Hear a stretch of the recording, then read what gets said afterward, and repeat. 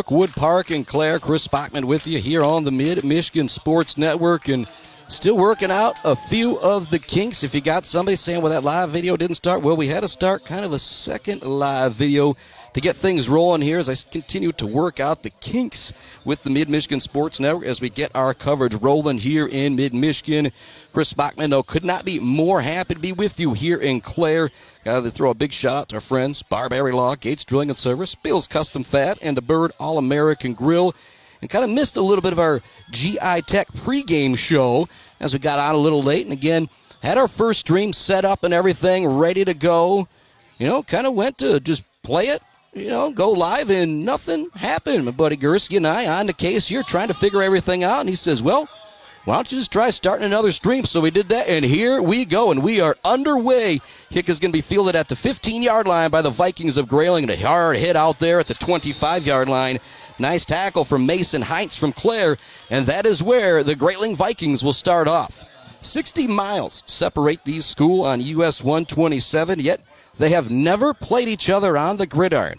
I imagine in just about every other sport they have, but when it comes to football, this is the first time ever here on this opening Thursday night for high school football. Grayling has their own 25-yard line. Corbin Allen is their quarterback, and watching him in warm-ups, he doesn't have a ton of size, but he is one of those guys out there that he can just sling it. I wouldn't be surprised if he was a really good pitcher for this Grayling baseball team. And it's going to be 4 wide, 3 to the right of the quarterback. Allen sent a man in motion. They fake it to him. Allen looking to take it around the edge. He makes a nice move, but a good tackle from behind from the Pioneers. And on that tackle was Joey Boucher. So first play of the game, first play of the year for the Grayling Vikings. Goes for about 3 or 4. One of those things you're not too upset about that if you're either one of these teams. And Chris Bachman, buddy Adam Gursky here doing the camera work. Big appreciation to him. And my brother as well, who was actually kind of at home watching the dog. It's Grayling, Clare football here on the Mid-Michigan Sports Network. Handoff, big hit in the backfield and hanging on to him and nowhere for the ball carrier to go. That was a big play from Brendan Burton. Getting the handoff, trying to find some running room out there was Noah Gabriel, but there was nowhere to go. It's going to bring up 3rd down and 7 for the Grayling Vikings. First series of the game for the Clare Pioneers. On defense for Clare, got Tristan Gauthier on the line, Brendan Burton and Chase Randall. Linebackers Joey Bushy, Nick Sabish, Aiden Van Bont. Then 5 defensive backs, few safeties, Ethan Reeves, Dane Alexander, Conan Weeks, Porter Harsh, and Jacob Halachek. Shotgun look, rolling out to his left, throwing across his body. It's going to be tipped in, incomplete. So that'll bring up 4th down for Grayling. And Corbin Allen made a nice move out to his right and did the good job of getting his feet set. When he got that right-handed quarterback rolling out to the left, things can be a little bit difficult from time to time. He got his feet set, threw a decent ball, but a Clare Pioneer got their hands on it. Punting situation now for Grayling. Back deep to receive it is Conan Weeks. Actually, Grayling lining up like they're going to go for it, but you see this a lot in high school football. They might drop that quarterback back a few yards to have him punted away. Be very surprised to see him go for it here on this first possession. Quarterback does drop back. Here comes the punt. Not a great one. Weeks trying to run underneath it. It's going to go by him down to the 35-yard line. He just kind of dives on it there, and diving on him for the tackle is going to be Austin Schwartz. Austin Schwartz showing that he is ready to play some football. And so a quick 3 and out for Grayling, just what the doctor ordered for the Clare Pioneers defensively. And Clare will now start with the football at their own 29-yard line. 10 minutes to go here in this first quarter. Wasn't great field position for Grayling. Starting at about their own 25-yard line, that was. I write it down. In the shotgun is a 3-year varsity quarterback, Jayden Arthur. Handed off up the middle. Big room for Aiden Von Bond. He breaks the tackle. He's going to be hit hard. Woo! J&J Auto collision right there with Corbin Allen and Halachek. Halachek will take it, though, as he picks up the first down. Big run right there for Halachek. And talking with Coach Spranger this week, Halachek has waited his turn. Big run there. Already one play's got him into Grayling territory. Back in the shotgun. They're going to send a man in motion. They fake it to him. Arthur looking to pour it up the middle. Nothing happening there. Nice defensive play that time from Grayling. In on the stop was Vaughn Gartner. It's going to bring up 2nd down. for Clare. If you're just joining us, Grayling got the football to start the game. Quick 3 and out, punted it to Clare. Clare had a great first play with Aiden Von Bond, maybe about a 15, 20-yard run to take it into Grayling territory. Then Arthur stuffed up the middle. Here we are. Second down. 4 wide receivers for Arthur. He's got 3 to his left and 1 to his right. In the backfield with him is Van Bond. They go to give it to him, and it's in the air. It's going to be recovered by Grayling. It just kind of popped up in the air. Not a great transition on the handoff, and Vaughn Gartner comes up with the football. And so both teams only go 3 plays on their drive. Well, 3 and out, you could say, for Grayling, but a fumble on the exchange between Van Bond and Jayden Arthur right there creates a turnover, and Grayling is right back in business. 8:53 left to go here in the first quarter. They've got it at their own 47-yard line. Much different than being at their own 25 where their first possession started. Shotgun look for Allen. Send a man in motion. They fake it to him. Allen's going to look to pour it off to the left side. He's got some running room across the 50. Makes one man miss. He's got a first down before he's pushed out of bounds. And that's what happens. You get that football back right away. You don't really even think about that first drive. A lot of confidence shown right there from Allen. He pours off the left side, running towards the far side of the field here to pick up the first down. And when you look at the stands over there in Grayling, not a ton of folks over there, but you look at this Clare side, and it is absolutely packed. Green and white. Some Grayling folks still might be moving in or maybe checking things out on Q100. Got them right next to us here, down from Grayling. A big hit in the backfield. Ooh, laying the lumber there was Ryan Louch. Talk about that Weber Brothers sawmill timber of the game. Louch with a big hit right there. And Louch is somebody who's still getting back into the fold of things. He played on that Midland Berry Hill baseball team, then went all the way to the World Series, I believe, in North Carolina. And shout out to my main man, Caden Smith, won the MVP of that entire World Series. Pretty cool stuff there for the Beale City youngster. Now head into CMU to play some baseball. Dropping back, looking to throw. It's Corbin out. He's got a guy long down the left side. It's going to be to the wrong shoulder and incomplete. Had a man out there. Just couldn't quite connect. On that one, Corbin Allen was trying to get the ball deep to Austin Schwartz. Schwartz may have had a opening for a moment. Dane Alexander was closing quickly from his safety position and ultimately ends up incomplete. Now 3rd down and 11 for Grayling. But this is the type of part of the field where this could be 4-down territory for the Vikings here. Reset you here. Grayling got the ball to start the game, went 3 and out. Clare had a nice run on their first down and kind of stalled out on their next play and then fumbled it on the third one. Grayling got it back. They picked up 1 first down on a nice run from Allen, and here we go. Now looking for a little wide receiver screen to the far side of the field.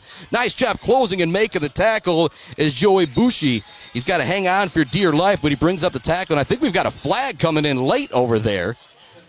Maybe a little extracurricular activity, but it was a nice play out there from Joey Bushy to make the tackle, but it's 4th down. We'll see if the officials do mark anything off. No, there's not actually any flags thrown, just a few whistles over there to make sure the kids stop. I kind of like that. These kids are all jacked up, ready to go. Don't need to throw that flag on the first little confrontation of the game.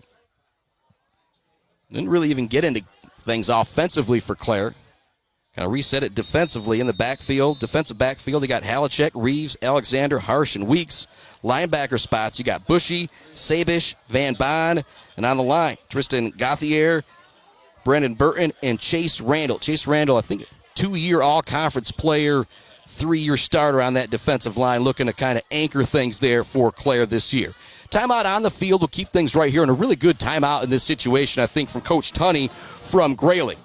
4th down and 5, still very early in this game, and it's pretty much like your first possession because you had it, you went 3 and out, but then Clare fumbled it back to you on their third play, and so here we are, still scoreless, 7:35 left to go. It just feels good to hear that band in the background.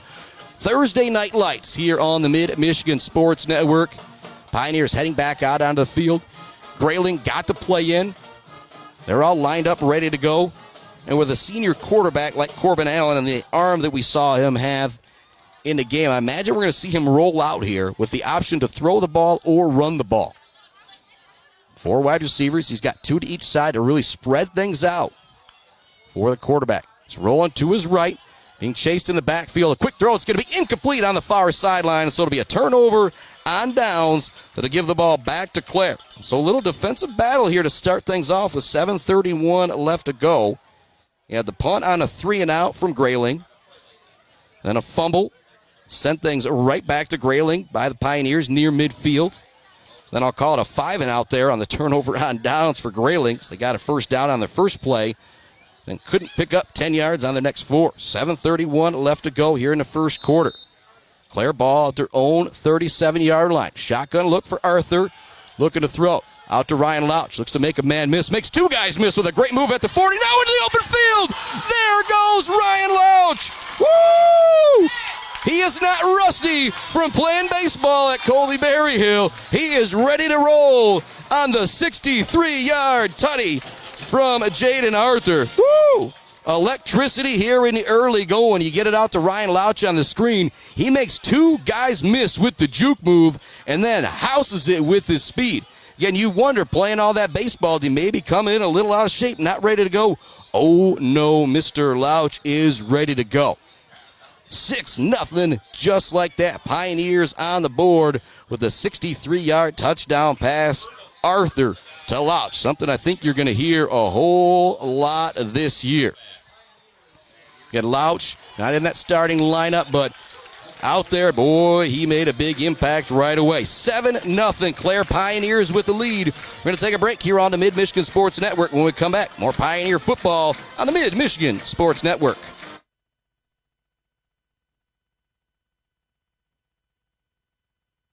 Weber Brothers Sawmill has been in the sawmill and logging business since 1950. Weber Brothers Sawmill buys standing timber and logs all over central and northern Michigan with National Hardwood Lumber Association certification. You can be assured of a professional job, from the marking and cruising of your woods through the harvest. Weber Brothers Sawmill is a proud supporter of our local high school student athletes.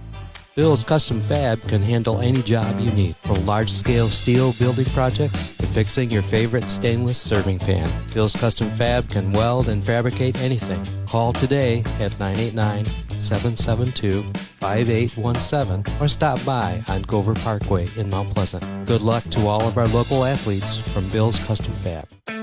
Let's head back to the action on the Mid-Michigan Sports Network.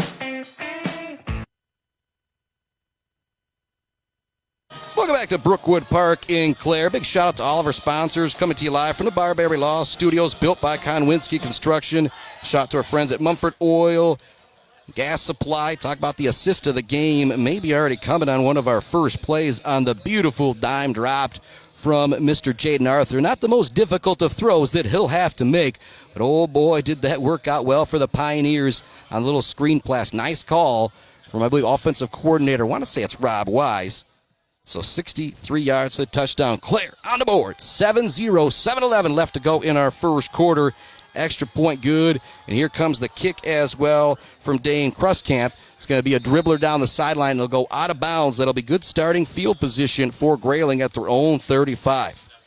And so we're still so early in this high school football season. It's kind of hard to grasp, what you're getting here from the beginning of the game. But it looks like Grayling wants to be really, really aggressive. They came out on the initial 4th down, and I don't think there was any chance that they were going to go for it unless they really liked what they saw from Clare.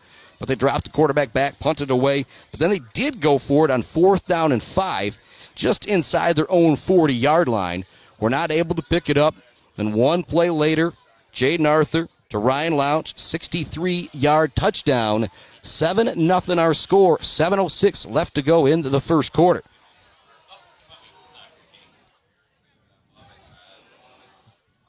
In the shotgun, ready to go once again, is Colton Allen. Center, Tommy Sorensen, ready to snap it to him in the shotgun formation. Allen got a lot of time in the backfield. Chase Randall giving chase from the backside throw. It's going to be intercepted. Coming up with the interception is Nick Sabish. He returns it inside the 40 for Clare. And so back-to-back big-time plays right there. 1 touchdown, 1 interception, 2 plays for Clare. And they are starting to take over this game early. It is 7-0 with 6:55 left to go in the first quarter. And the Pioneers got it back in Grayling territory. Jayden Arthur coming back out offensively. Just had a great moments ago. Clare got it with 7:31 left to go in the quarter. Only took them 20 seconds to score. Now 6:55 left. They've already got it back again via the interception at the Grayling 38. Run to the outside, to the near side here from Jayden Arthur is going to be a decent pickup on first down. We'll see where they actually spot him. I actually think they're going to give him 7 or 8 yards there. And pardon me, that was not, or yeah, that was Arthur on a run there, pardon me. So still getting some of these guys down here. Now it's going to be second down and short. Right at the Grayling 30-yard line. In the shotgun is Arthur. He's got 3 wide receivers to his right, 1 to his left. Little option play. They pitch it to Van Bon. Van Bon makes a guy miss in the backfield and carries a couple tacklers with him down to the 25-yard line. Should be first down yardage. Really see the strength of Van Bon running the football right there as the initial contact took place maybe a yard or two before the first down, but Van Bon able to carry a couple tacklers with him. First down to 10 Pioneers. Arthur at quarterback, looking to get the ball to Austin Schwartz, Caden Schubert, Daniel Hunter. Or pardon me, I'm reading the wrong roster there. Let's flip it over to the Pioneers. It's Louch, it's Porter Harsh, Dane Alexander, and Jacob Halachek going long. Touch, oh, it's dropped in the end zone. Putting it right into the basket was Mr. Jayden Arthur, and running underneath it was Halachek. And I think Halachek maybe tried to stutter his feet a little too early there as he was going towards the back of the end zone. Just couldn't quite bring that one in. So we'll do second down again. Big shout out to our friends. Bryce Updegraff with Pradium Realty, Robin Stressman and Associates, Central Michigan Sand and Gravel, Block Electric, and Mount Pleasant Public Schools to welcome everybody back to school. And they are hiring bus drivers, parapros, substitute teachers. Go to mtpleasantschools.net, mtpleasantschools.net to get things started. Nice tackle on the far side of the field. You talk about the tackle, the horse collar tackle was almost kind of the opposite, kind of grabbing him from the horse collar but swinging him forward. As they brought down the ball carrier there, did Grayling, and wait to see if there is a penalty on the far side of the field. And they will be marking something off, and it will be a penalty, a face mask going against Grayling. And so it did look like a little bit of an awkward, hard tackle over there, and that's because of the face mask. So that's going to set up Clare with a first down. So Clare started this drive at the Grayling 38. Really nice pitch and catch. But Alexander, would be nice pitch and catch, I should say. But Halachek just couldn't quite bring it into the end zone. But I think Halachek's going to have a lot of opportunities this year to make some big-time plays for this Pioneer football team. Just about set, ready to go. Arthur, Van Bon in the backfield. Van Bon will switch sides over to Arthur's right. And got Ryan Louch in the slot. They send him in motion now into the backfield. They fake the handoff to him. Running up the middle is Arthur. He's going to take it inside the 10-yard line before he's brought down. Decent carry there for him to quarterback. That's one of those between Halachek, I want to say Halachek, the wide receiver, not the running back. In the backfield's Van Bon with Arthur. Had a little miscommunication earlier. It's nice to see them get that transition down. That's a very, just a type of play you have to work on a whole lot between the quarterback and running back exchange. Because you want to keep the ball in Van Bon's stomach as long as you can, but as soon as Jayden Arthur notices a hole he can run through, wants to pull that back out. Much better time on the transition on this possession. Hand it off up the middle to Van Bon. Van Bon looks to carry a couple tacklers with him down to the 5-yard line to the 4. Before he's brought down, we got a shoe flying out of the pile. It's going to bring up third down and short, and it could be 4-down territory here for the Pioneers. This will be the 6th play of the drive coming up on third down and short for Clare with 5:10 left to go here in our first quarter. Heinz coming into the game, giving Van Bon a little bit of a breather. So this game started off the punt, fumble, interception. A lot of turnovers. They do always kind of make the joke that defenses are a little bit ahead of offenses when you start the season. It kind of seems to be the case here in the first quarter. Third down and 3 for Clare. Arthur hands it off to Heinz. Heinz looking to pour it up the middle. I don't think he got it. Great job by Grayling in the defensive front right there. One of the big guys in on the play was Xavier White right up the middle. It's going to bring up 4th down for Clare. We'll see if they decide to go for it or try and go for a field goal. Van Bon's going to come back into the game for Heinz. A couple wide receivers making some changes. Looks like Halachek is going to go over to the far side of the field. Going to line up 3 wide receivers to the near side of the field to the left of Jayden Arthur. Lined up wide is going to be Conan Weeks.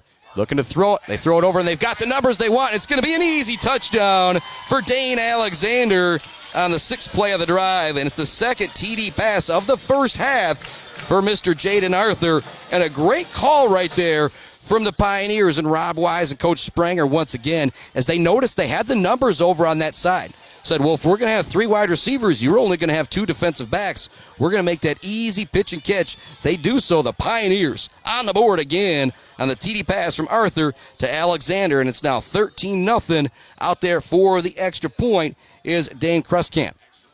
Snap is decent.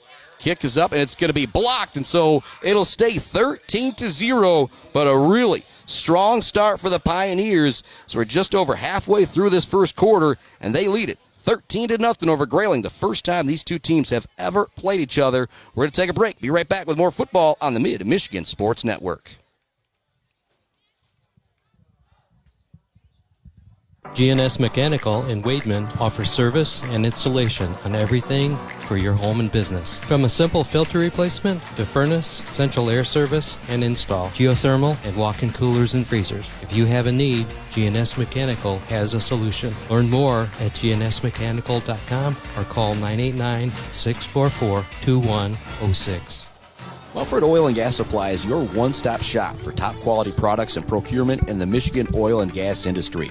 With over 45 years of experience and a strong commitment to customer satisfaction, Mumford Oil and Gas Supply delivers the best solutions for your oil and gas production, drilling, and service needs. If you need it, Mumford Oil and Gas Supply can get it. Visit them on Fancher today or give them a call at 989-317-8582. Let's head back to the action on the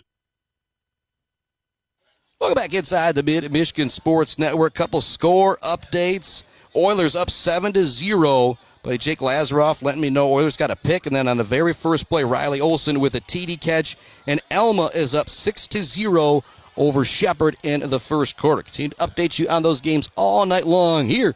13-zip Clare with a fantastic start. Jayden Arthur, the 3-year varsity quarterback, already with 2 touchdown tosses here in the first. And this one's going to go right through the arms of the returner and take a bounce back to Clare. And it's loose again. It looked like the returner eventually was able to dive on it, Noah Gabriel. But we're going to have to see if it comes out of the pile, and it will be Grayling football. And oh, boy, that would have been a big, big mistake right there for Grayling. Kind of thing you couldn't afford. Allow Clare have good field position once again. Already leading this game 13-0. But the passing attack for Clare that's got it done. Jayden Arthur would probably even tell you he hasn't had to do a whole lot of work. Couple nice screen plays have sprung Clare wide receivers for the touchdown. First one with Ryan Louch going a long, long way. The second one was wide open after Dane Alexander caught it. There was a couple easy blocks for him. So able to take it in for the touchdown. It's 13-0. Clare with the lead. 3:58 left in our first quarter. Coach Spranger wants a little bit of explanation there from the white hat as we get ready to go here for Grayling. Got to make something happen here. Already their 4th possession of this first quarter. They went 3 and out. They went 5 and out, turned it over on 4th downs, then an interception on the first play of the drive from Mr. Joey Bushy the last time. Play clock below 10. The snap, Allen looking for some room up the middle. Bushy forces him outside. It's a nice tackle at the line of scrimmage. In on that tackle for the Pioneers. Looked like Ethan Rogers out there. So try and make sure I get some of these numbers right. Yep, number 60, Ethan Rogers. Again, Chase Randall, 3-year varsity starter. I believe he's back-to-back all-conference his last 2 years of the Jack Pine from his defensive end position. Kind of anchors things down there. And your leader in the middle, you got Bushy, Sabish, and Van Baan. Van Baan, Halchek, maybe the 2 defensive leaders, most vocal ones, kind of when I was talking with Coach Spranger earlier. 4 wide receivers setting out for the quarterback, Corbin Allen. It's a shotgun snap, looks to throw it over to the man in the slot. He's got it open, makes the catch, and it will be first down yardage. Nice little play right there from Grayling to pick up the first down. It was Miles Mead with the catch and the first down yardage to move the sticks for Grayling. Grayling starting this one. Not necessarily deep in their own territory, but they're able to pick up a first down there. Now have it at their own 40. Clock moving. 3:10 left to go here in our first quarter. And we're coming to you from the Barberry Law Studios, built by Konwinski Construction. Bill's custom fab fabrication of the game might have been one of the first plays from Clare. That 63-yard touchdown pass from Jayden Arthur to Ryan Louch. Louch doing a whole lot of running and just a great juke move to send two guys out of their shoes for Grayling. Run up the middle for Allen. He's going to pick up 5 or 6 yards. See that pile kind of bulldoze over late there. Some kids playing till the end of the whistle out there. 2nd down and 5. 13-0 again. Clare with the lead.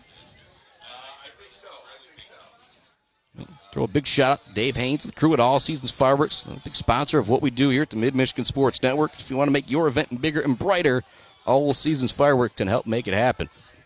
Man in motion for Allen. Kind of drop him back to where he was coming from. Now looking to go long. Double coverage out there, and it's going to be intercepted by Dane Alexander. Corbin Allen just kind of threw that one up for grabs, and it's going to be his 2nd interception of the first quarter.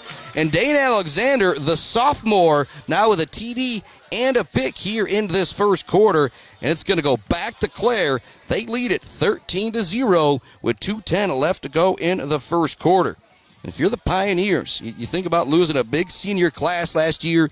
You do have your quarterback coming back, all-state wide receiver, but there kind of were some question marks out there, and right now those question marks are turning into exclamation points because it has been fantastic.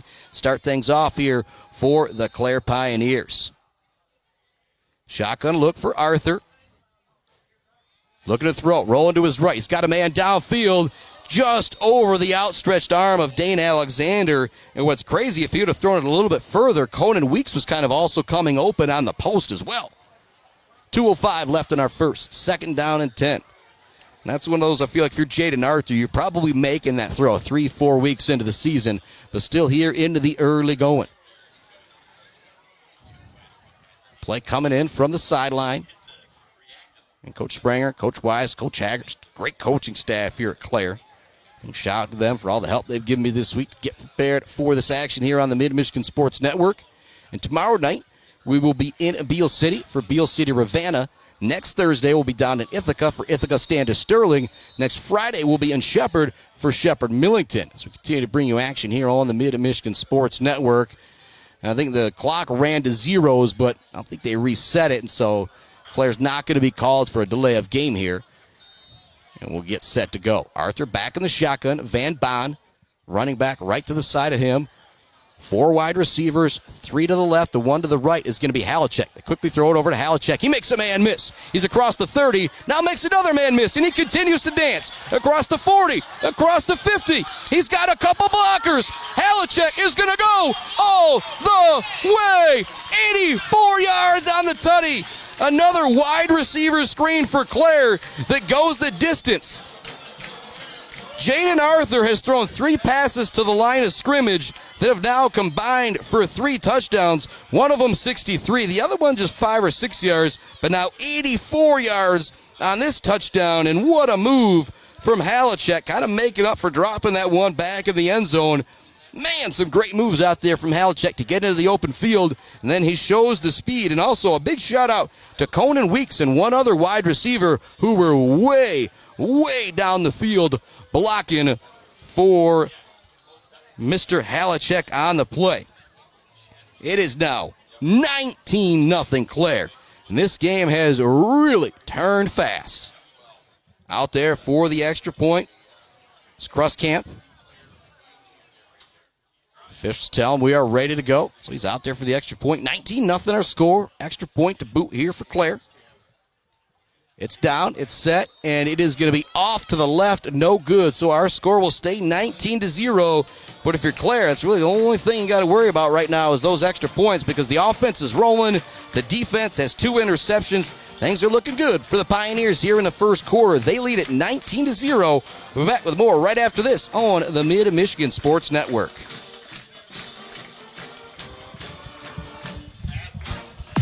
Block Electric Company is a proud supporter of local schools and high school student athletes, learning skills in and out of the classroom to lead our communities tomorrow. Good luck to all student athletes from Block Electric, and go Aggies! The Diner, where homemade favorites come to life every day for breakfast and lunch.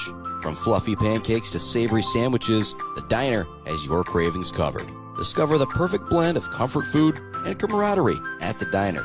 Join them every Friday night till 7 for their famous fish fry. The Diner on North Mission, Mount Pleasant. Let's head back to the action on the Mid-Michigan Sports Network.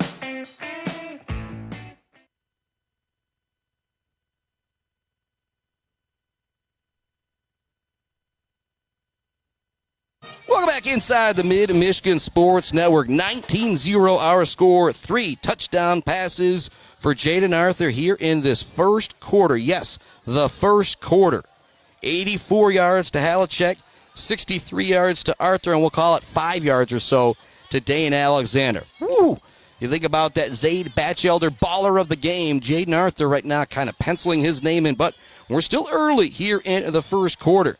And lots of other games happening tonight. Shepherd at Elma last two, they were down 6-0. Mount Pleasant was up 7-0 on Heritage. Haven't got a report from Sacred Academy at Montebello, but many other games in action as well. And tomorrow night, we'll be at Beale City and Ravenna. We'll obviously be able to break down some of that action for you as well. And we've got some exciting news for everybody. Thomas McCann, Beale City great, Beale City Middle School football coach, will be joining me on the call tomorrow night. So make sure you join us for all the fun. Here comes the kick from Crustcamp. 19-0 our score here. It's going to be a little bit of a dribbler, kind of an onside kick. You feel that the 36-yard line on the run, and a big collision out there. Rumbling and stumbling out there is going to be Ryan Stade, the linebacker, making the most of the only time he might get the ball today as he put a couple big hits out there. Some Clare would-be tacklers as we talk a little J&J Auto collision. 19-0 the score. Going to shout out to our friends at Berry Funeral Home, Doozy's Ice Cream Place, Schaefer's Bait and Sporting Goods, Gross Farms and Brad Gross Electric, Rick's Food Center, and this weekend, this Sunday, Beale City, Knights of Columbus, Chicken Barbecue. First down and 10 for Grayling. Back-to-back interceptions on the last two drives for Mr. Corbin Allen. Allen's got the arm to make the throws, but he's got to be a little bit more patient out there in this one. Clare's been able to take advantage of him throwing into double coverage a couple times. So it's first down, 10th, their own 46. We got a whistle before the play. It's actually going to be an offsides on Clare, so it'll be first down and 5 for the Grayling Vikings. You think about this Clare team losing Haggart and Miles. How much difficulty was that going to be on the offensive line? When you throw those quick screens, it makes it a lot easier on that offensive line. They don't have to block as long. Corbin Allen going back in the shotgun, 4 wide, 3 to his right. Hand it off up the middle. A little bit of running room there that time for the running back, Noah Gabriel. He's going to pick up 4 yards. It'll bring up second down and 1 because we had first down and 5 because of the offsides penalty going against Clare. Again, defensively out there for Clare. Their offense has been so quick. I haven't even really ran that down. But on the defensive line, we've got Tristan Gauthier, Brendan Burton, Chase Randall. Linebacker positions, you got Joey Bushy, Nick Sabish, and Aiden Van Bond. Then the 3 safeties are Dane Alexander, Porter Harsh, and Conan Weeks. 2 cornerbacks, Ethan Reeves and Jacob Halachek. Allen looking to the sideline for the play. Second down and 2, under a minute remaining here in the first quarter. And it looks like he maybe wants to adjust something. Sends the running back out in motion. That's going to bring up delay of game penalty, or we got a timeout on the field. We actually do have a timeout on the field, and so we are going to take another little break here on the Mid-Michigan Sports Network. When we come back, second down and 2 for the Grayling Vikings here on the Mid-Michigan Sports Network.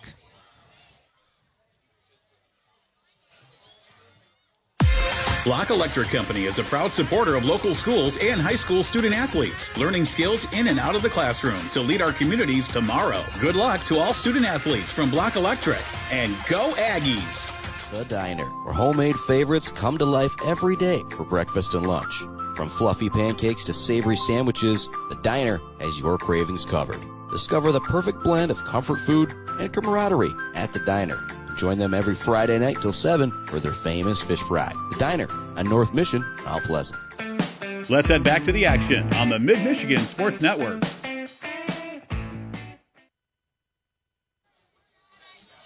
Welcome back to the Mid-Michigan Sports Network. Here we go. 46 seconds left in our first quarter. Clare Pioneers lead Grayling 19-0 by 3 touchdown passes for Mr. Jayden Arthur here in this first quarter. And I think he would even kind of agree with me a little bit that some of his wide receivers did the better part of the work. in particular on the 83-yarder or 84-yarder from Halachek. Now the 63-yarder, run up the middle, will pick up first down yardage for Grayling. So a good time out there from the Vikings, because you got to make sure your offense stays out on the field here. You've had back-to-back interceptions. You went 5 and out, and you went 3 and out on your first drive. And so it has not been very successful for Grayling. On 4 possessions, they picked up, I believe, 2 first downs. They've also got 2 turnovers. It's not going to get the job done. Shotgun look once again for Allen. 4 wide, 2 to his right, 2 to his left. Got a timeout on the field. Just a quick timeout, I think, coming from Clare right now. They got a player who needed to come out because of some equipment adjustments. That's Nick Sabish. He's going to be back in as soon as he can. Quick replacement coming in for him is going to be Mason Heinz. Nice job by the officials right there. You want to make sure all the kids got all their safety equipment snapped up, tied up correctly. Clock ready to roll again. Under 30 seconds here in this first quarter. Clare already leads at 19-0. Allen looking to throw. He's got a man out in the flat. Makes the catch. And a big hit out there.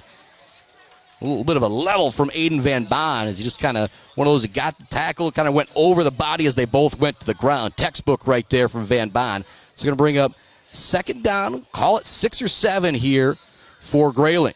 That's probably going to be the final play of the first quarter as we click down to zeros. But what a first quarter for the Pioneers. Jayden Arthur throws 3 touchdown passes. They get 2 turnovers. The Pioneers lead it 19-0 here at the end of the first quarter. And since we kind of missed our pregame, you're going to hear a pregame welcome back from Joe Wentworth, Pradium Realty, and the Bird. But we'll be right back after this quick message from our sponsors on the Mid-Michigan Sports Network. Joe Wentworth with Pradium Realty, Robin Stressman and Associates is a proud supporter of our local high school student athletes, working hard and showing pride for our community. For all of your real estate needs, go with Joe. Joe Wentworth with Pradium Realty, Robin Stressman and Associates, 989-817-1291. The Bird in downtown Mount Pleasant, open every day but Sunday for lunch and dinner. Delicious pizza, the world-famous Bird Burger, handcrafted, fresh-baked subs, many apps, and much more. There's something for everyone at The Bird in downtown Mount Pleasant, where friends gather like family. The Bird, supporting high school sports in mid-Michigan for nearly 100 years. Welcome back to the GI Tech pregame show. Welcome back inside the Mid-Michigan Sports Network. Again, big shout out to our friends Joe Wentworth, Pradium Realty, Robin Stressman and Associates, and we've got the Bird All-American Grill post-game show coming up after this one, the only place I will post-game. In that post-game show, we'll be talking about the Bills Custom Fab fabrication of the game, Mumford Oil and Supply assist of the game, Weather Brothers Sawmill Timber of the game, and the biggest honor, the Zabe Batchelder Baller of the game. We talked about that in the post-game. Another update coming from Mount Pleasant Heritage battling back. They're now on top of the Oilers 14-7. My Mayben Bretton Scobie, the Mount Pleasant GI Tech Center crew doing a great job at covering that one. Here comes Grayling, second down and 6. Ball at the Clare 36-yard line. You got a feeling of Grayling's going to be in this ball game. Something's going to happen on this drive right here as they trail it 19-0. Fake the handoff. Corbin Allen looking to throw. Man in the backfield. Giving chase, and he's going to go down. It's a sack in the backfield for Joey Bushy. Bushy's now got himself an INT and a sack. That is a pretty impressive first half defensively to go for Mr. Joey Bushy, the senior for Clare. Doing a great job from his linebacker position. Bushy, one of those guys, you look at the numbers, 5'8", $150. He is all muscle, but he might not intimidate you looking at you until he absolutely levels you. Shotgun look once again for Grayling on third down and 16. 4 wide receivers. They also send the running back out in motion.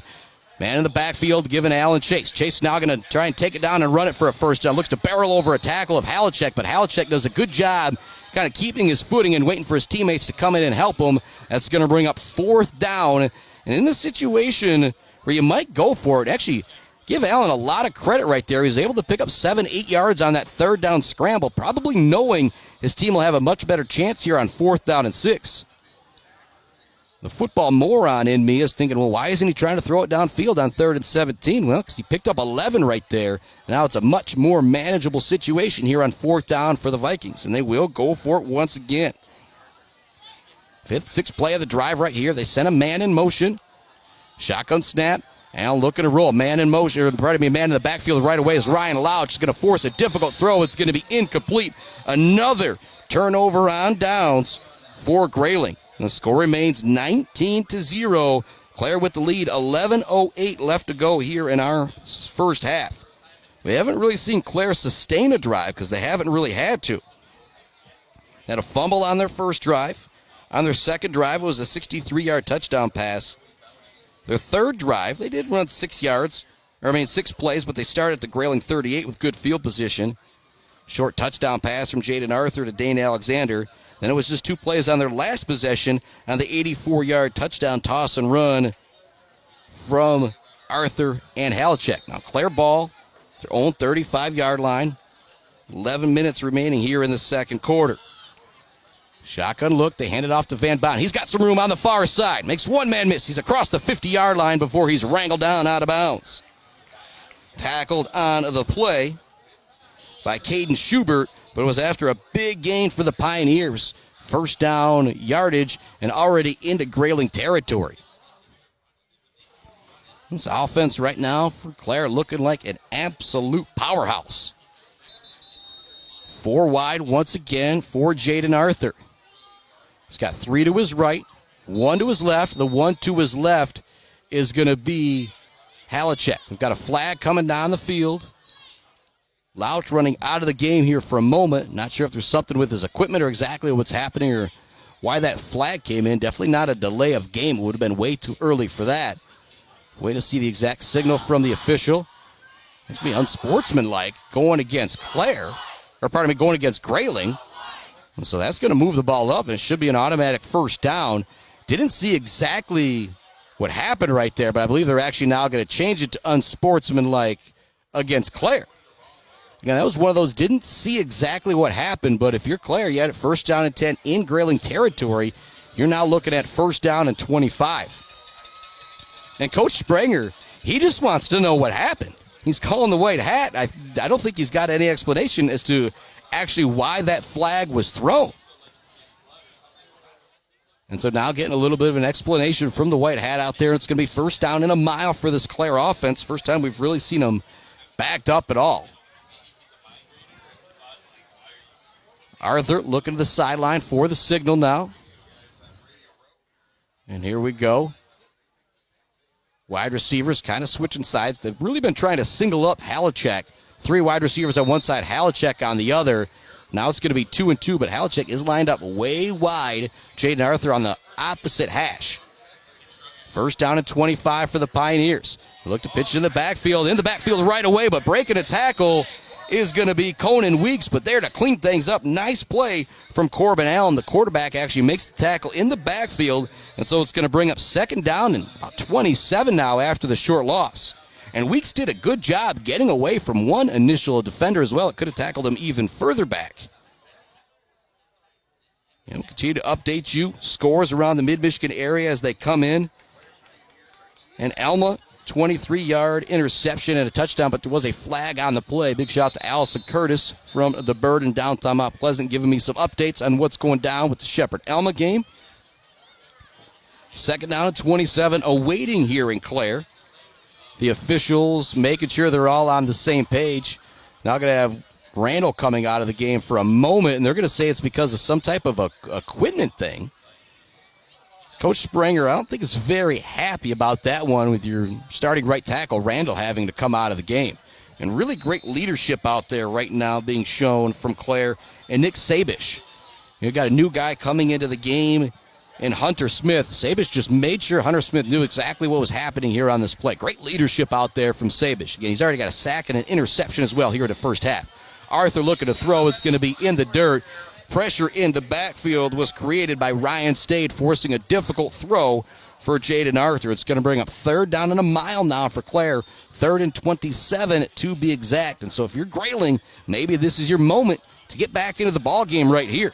You got that third down and long. See if you can make something happen here.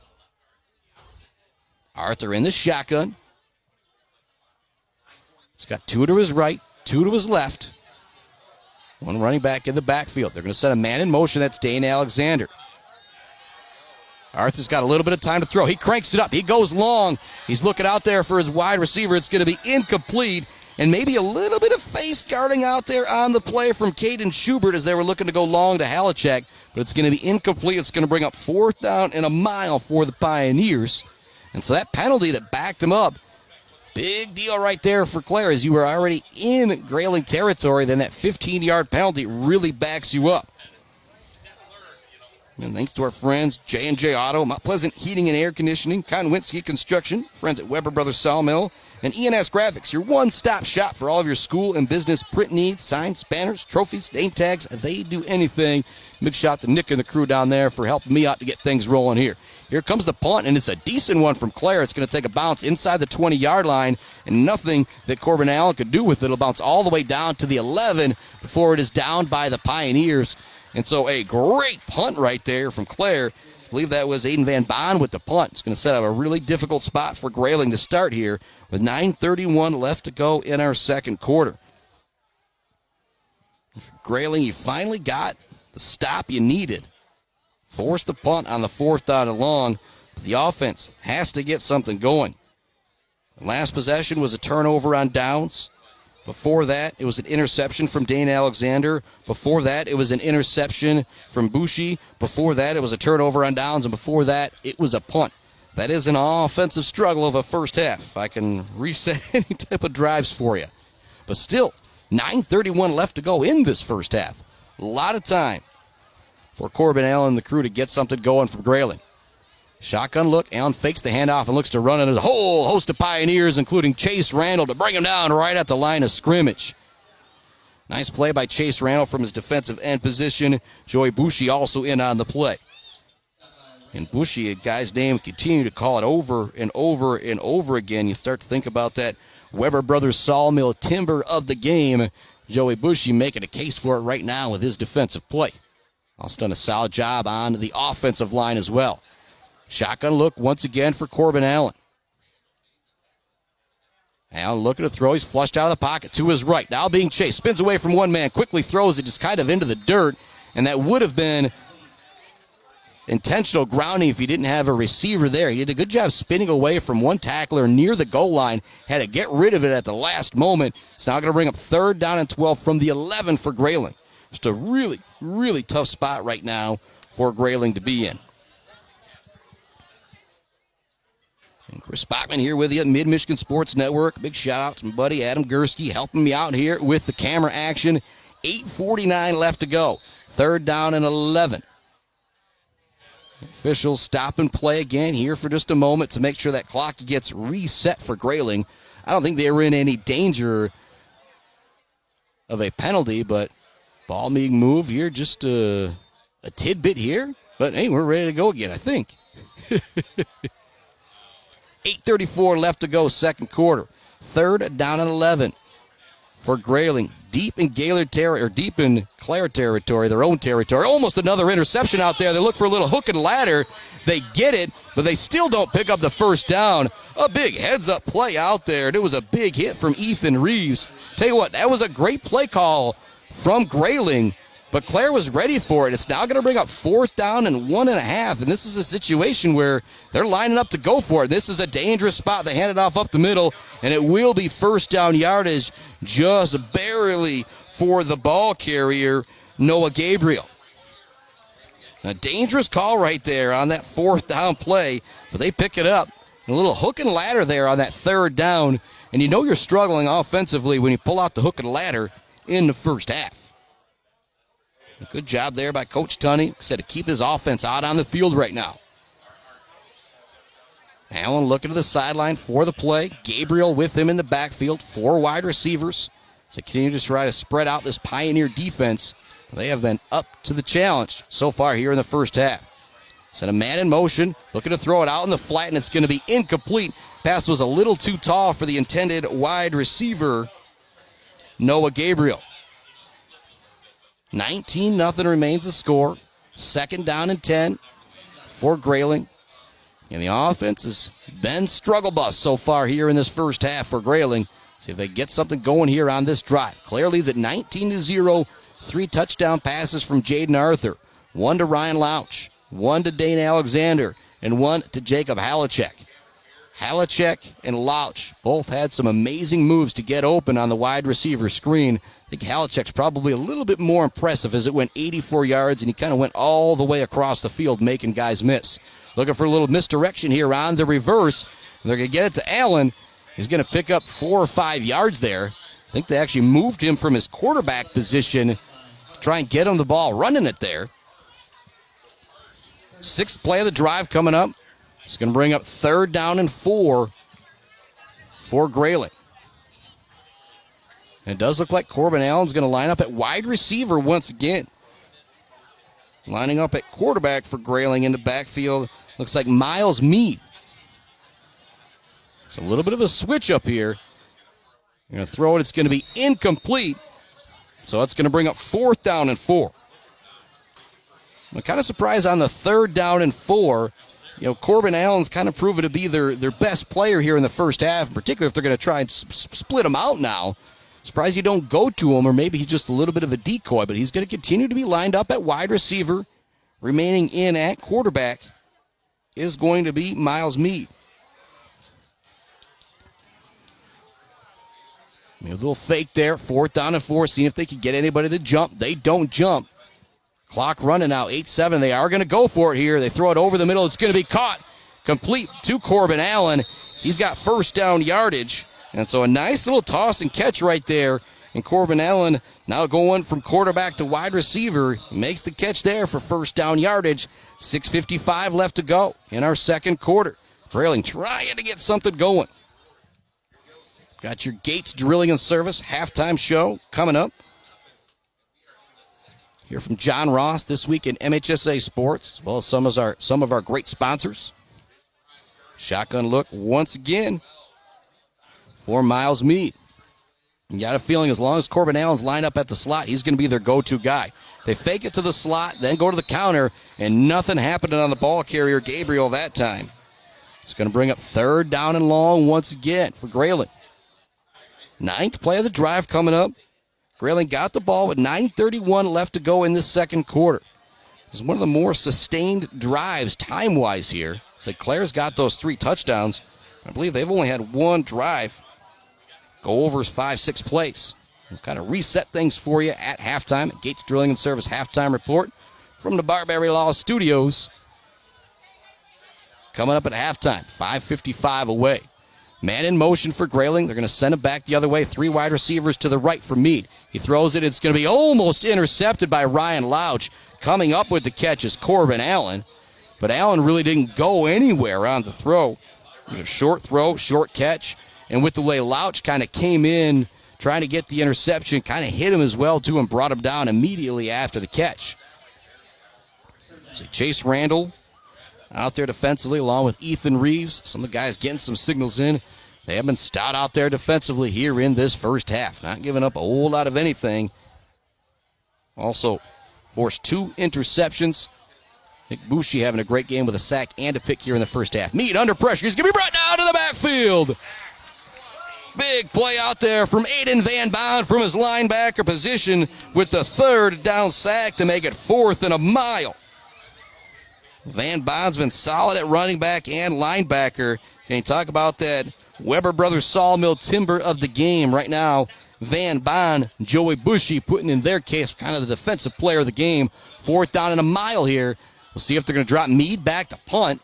They will. It's going to be a decent punt, trying to find some room to run underneath it is Ryan Louch. He's going to make one guy miss. He's hit by another guy, stays on his feet, still stays on his feet, gets away from the foot tackle. Now he's into the open field. Ryan Louch showing the electricity. Now cuts it back. Big block from Chase Randall downfield, and he is gone. Ryan Louch with the amazing punt return to put Clare up 25-0. There are no flags on the field, and holy moly, what a punt return from Ryan Louch. And again, there's no baseball rust for Ryan Louch as he takes that one back with some great moves all the way to the house. 25-0 our score with the extra point on board.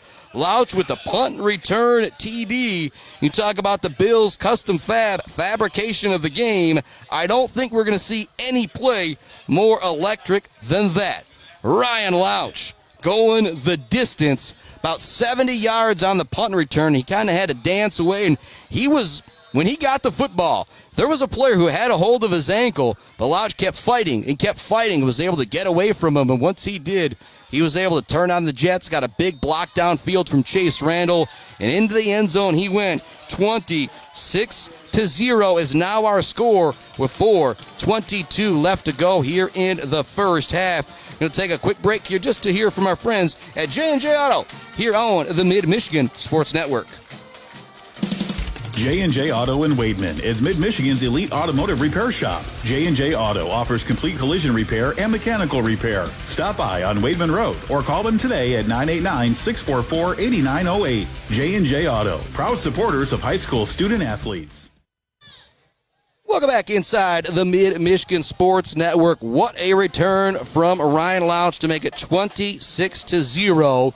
Got your Gates Drilling and Service halftime show coming up. We'll kind of reset everything for you here, but it's been the Jayden Arthur show, and I guess you could say the Ryan Louch show now. Ryan Louch has a 63-yard touchdown catch, and then he has about a 70 or so yard punt return for TD. And I feel pretty safe writing in pen that will be our Bills custom fabrication of the game. We're going to have to see something pretty darn special to take that over. 26-0 the score.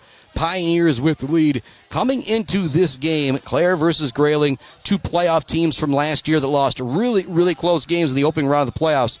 I did not expect. The last thing that I thought might happen would be a running clock here in this ball game, but it is already 26-0.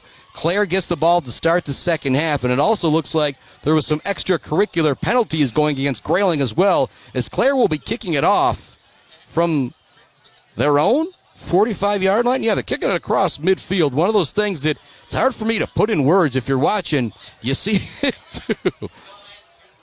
And I think if you're Clare here, you go onside. I mean, what's the worst that could happen if you do?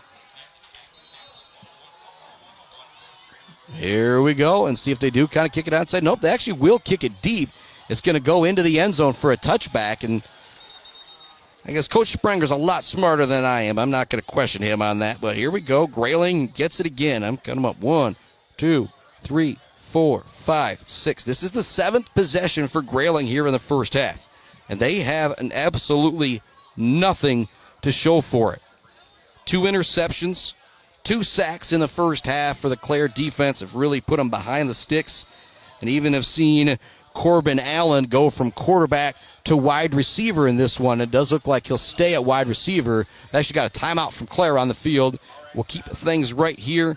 Give me some more time to thank some of our great sponsors: Barry Funeral Home, Main Man, Thomas Buchanan, Boomer's Lawn Care, Doozy's Ice Cream Place, Schaefer's Bait and Sporting Goods, Gross Farms, and Brad Gross Electric, Rick's Food Center.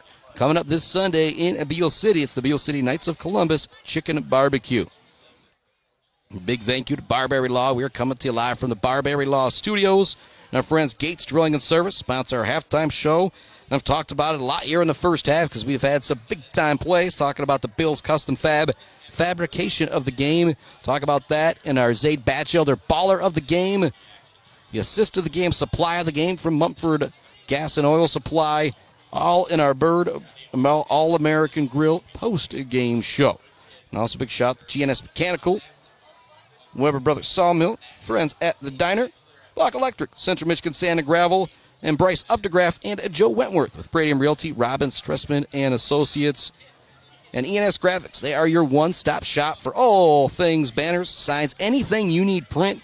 ENS Graphics can do it for your school or for your business. And also a big shout-out to Dina and the crew at Hanging by a Thread, the official embroider of the Mid-Michigan Sports Network.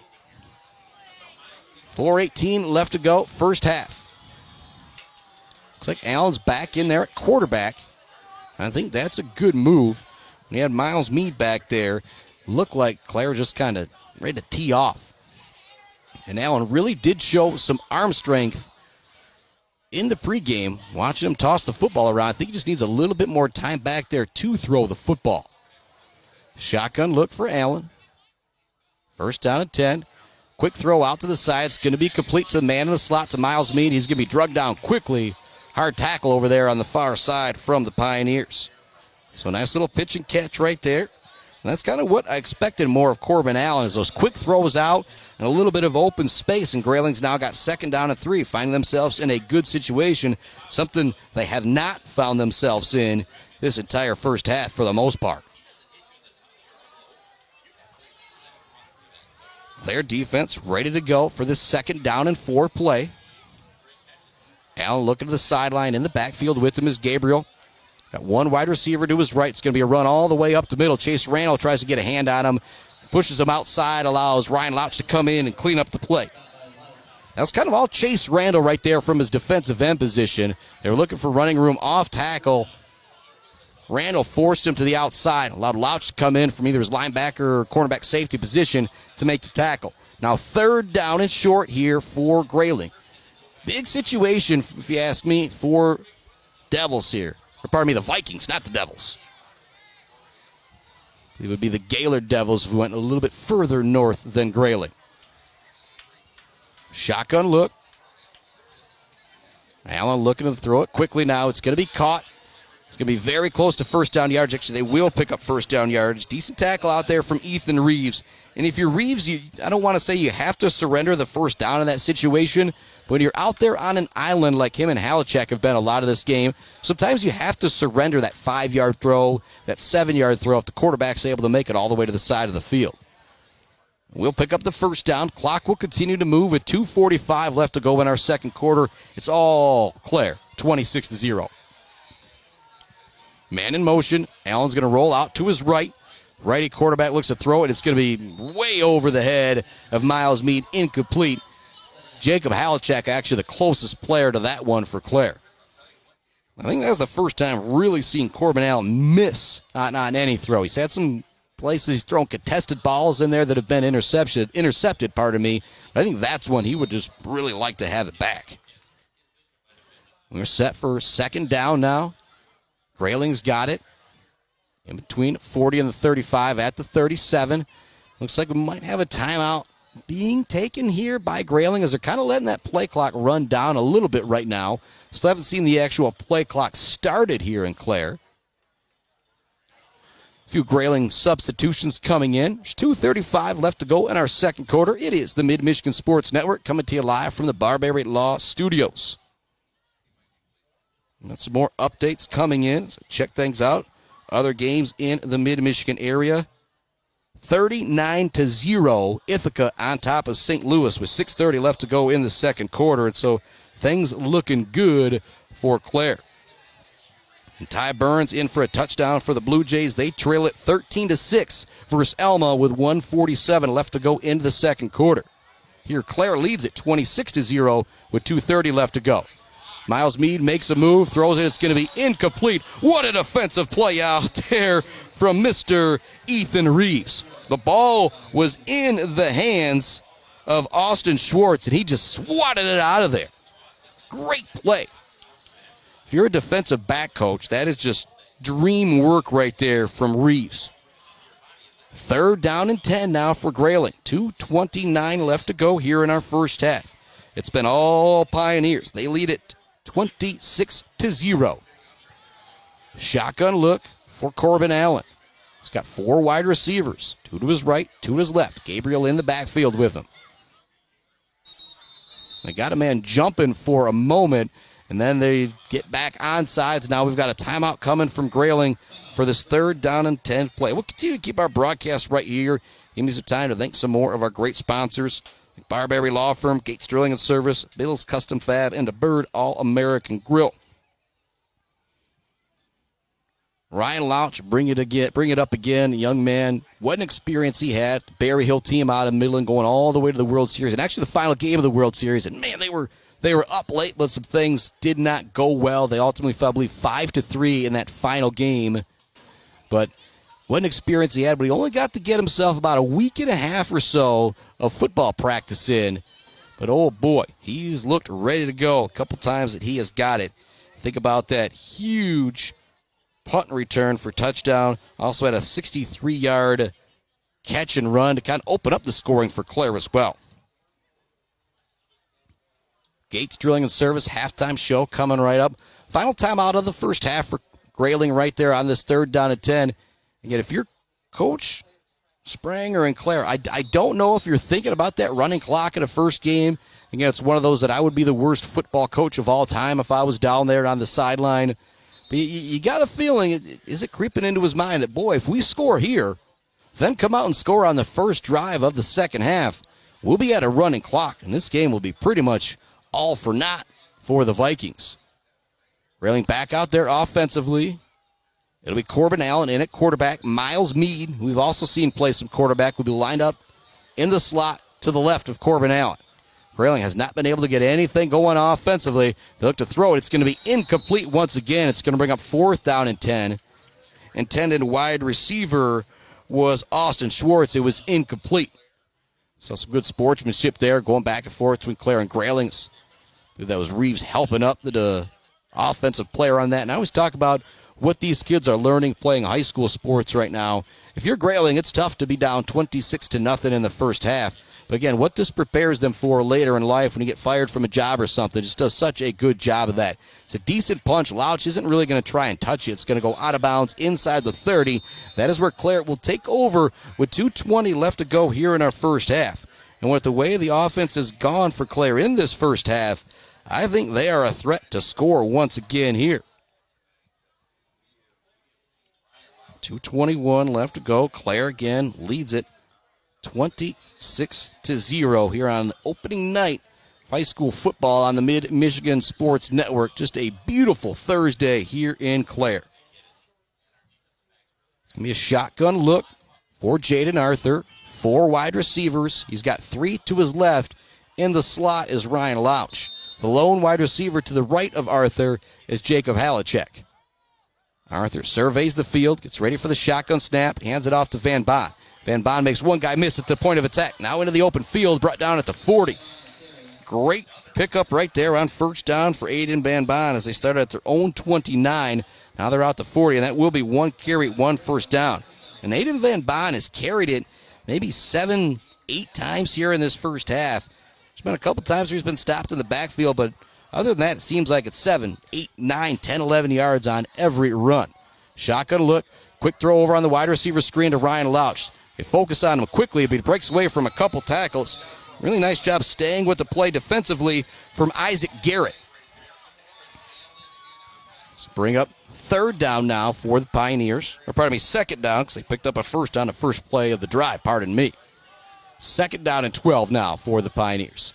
It does look like they're content on running a little bit of clock here. They still have 2 timeouts to use if they choose to do so. Shotgun look for Arthur. 4 wide, 2 to his right, 2 to his left. This is where he is really a big threat to run the football up the middle. Drops back, looking to throw, looking to find somebody over the middle. He's going to go long for Halachek. He turns to adjust, and he makes the catch at the 25. And he breaks away from one, and another, and he's going to go to the house. Halachek with a huge run. We maybe do have a late block in the back flag coming, but oh boy, Halachek goes up and gets it, a go-get-'em ball, and then he just busted through a couple tacklers to run to the end zone. Oh, man. Jayden Arthur gave his man a chance to go get it, and he sure did, but we'll see what happens with the flag here.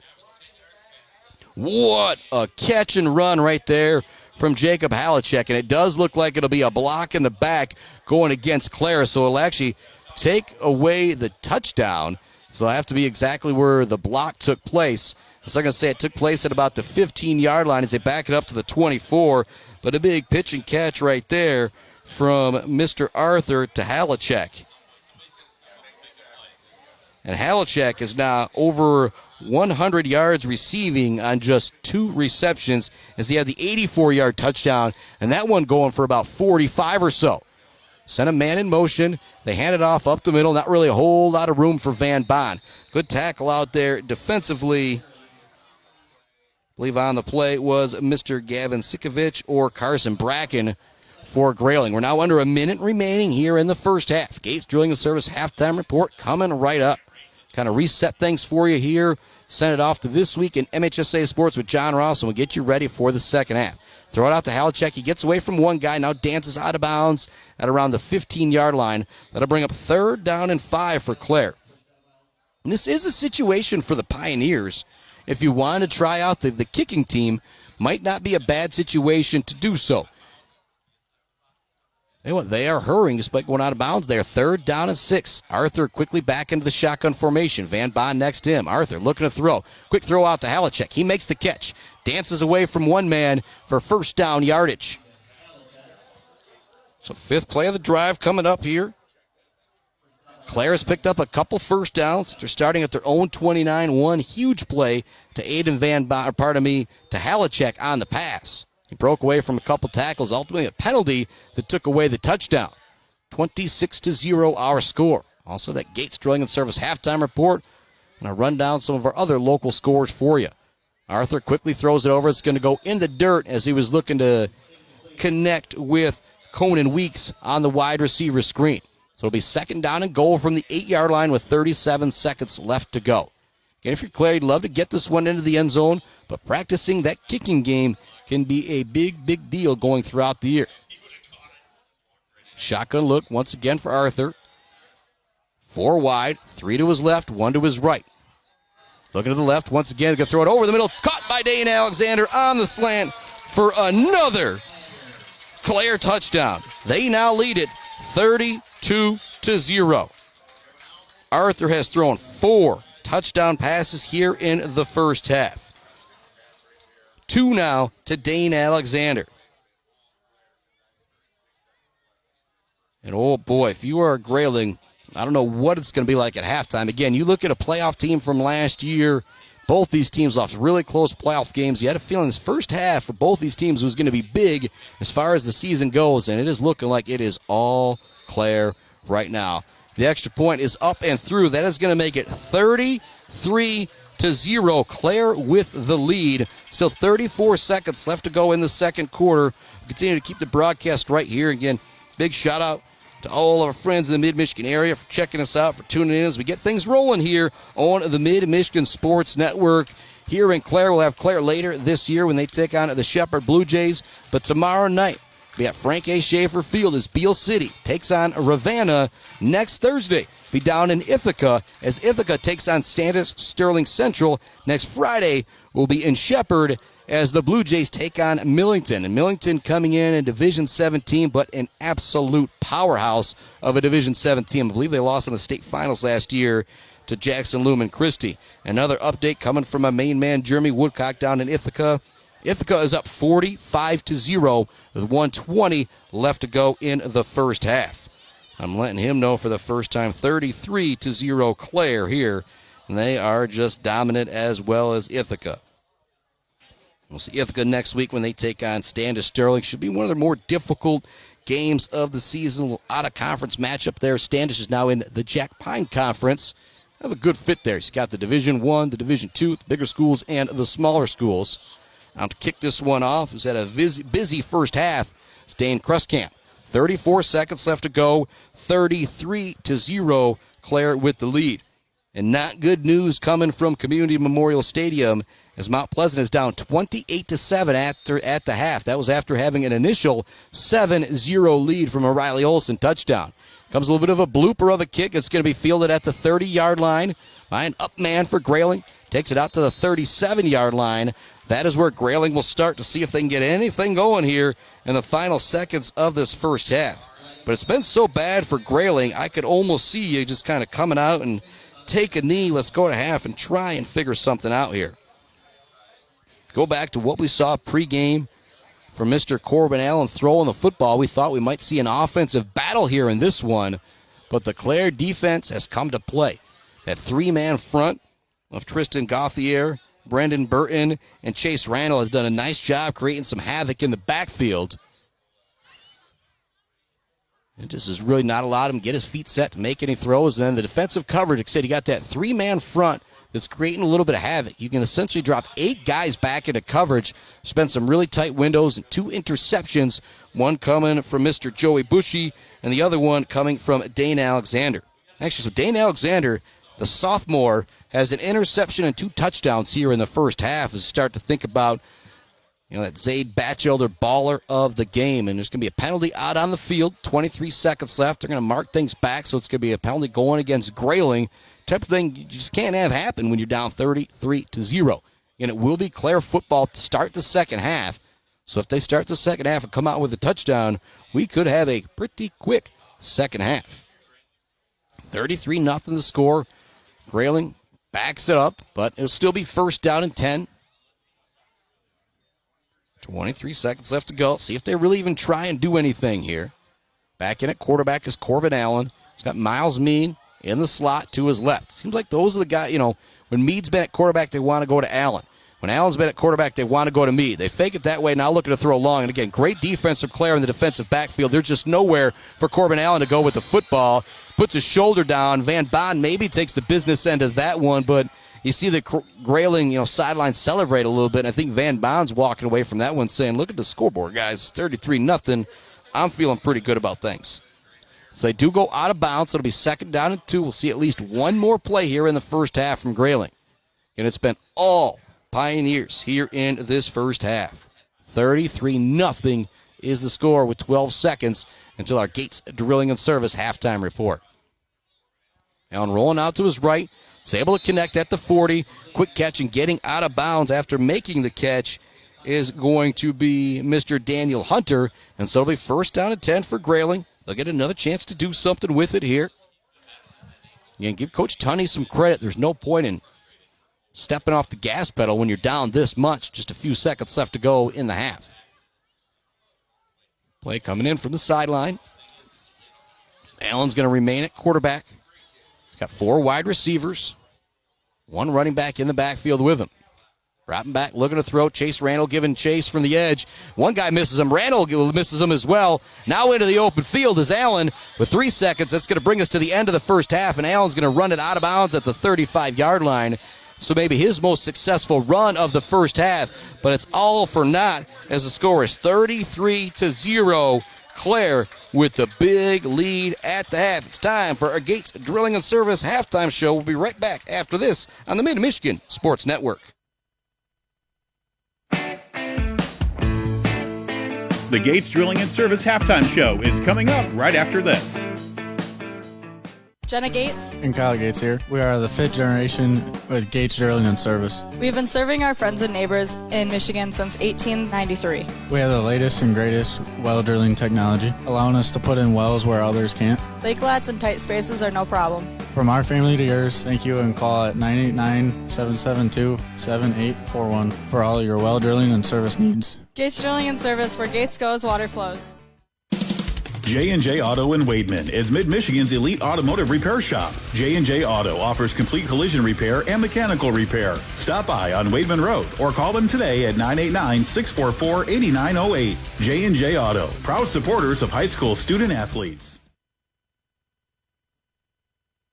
Welcome on into the Gates Drilling and Service halftime show. Our score at the half, 33-0. Yeah, I'm still watching Ted Lasso. Clare with the monster lead. Kind of break things down for you here. Grayling got the ball to start the game. They went 3 and out and had to punt it away. Clare had a fumble on their third play, which gave it back to Grayling at their own 47. Really good field position. They had a 4th down and 5. Missed throw on the pass, turnover on downs, and then the very next play, there was 7:31 left to go in the first quarter.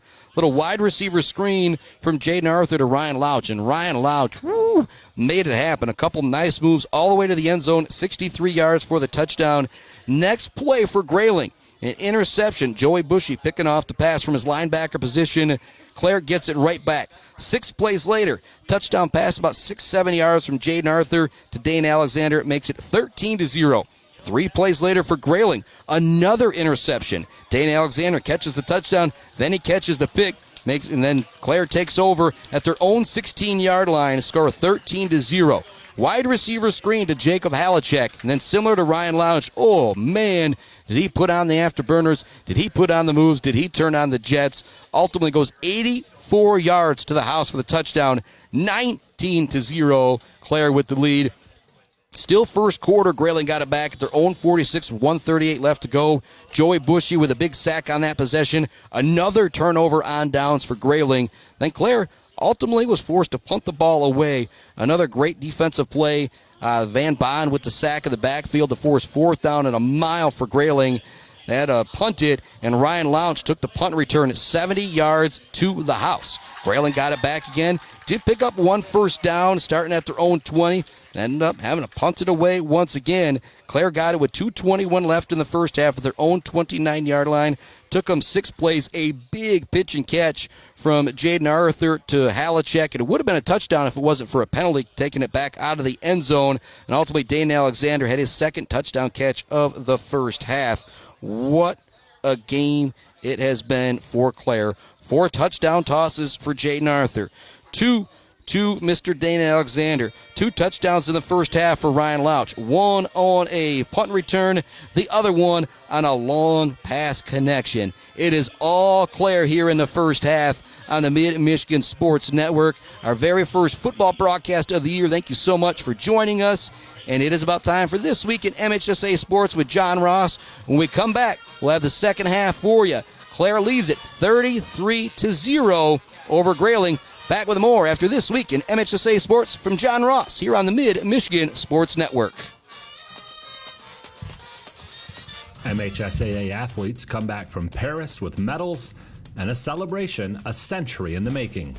I'm John Ross, and this is This Week in High School Sports, powered by Michigan Student Aid. Welcome back to another school year and another season of highlighting stories from across the state. The 2024-25 school year is a special one here at the MHSAA. It is our 100th year, a century of celebrating school sports. All year long, we'll highlight the people, places, and things that have helped shape the MHSAA.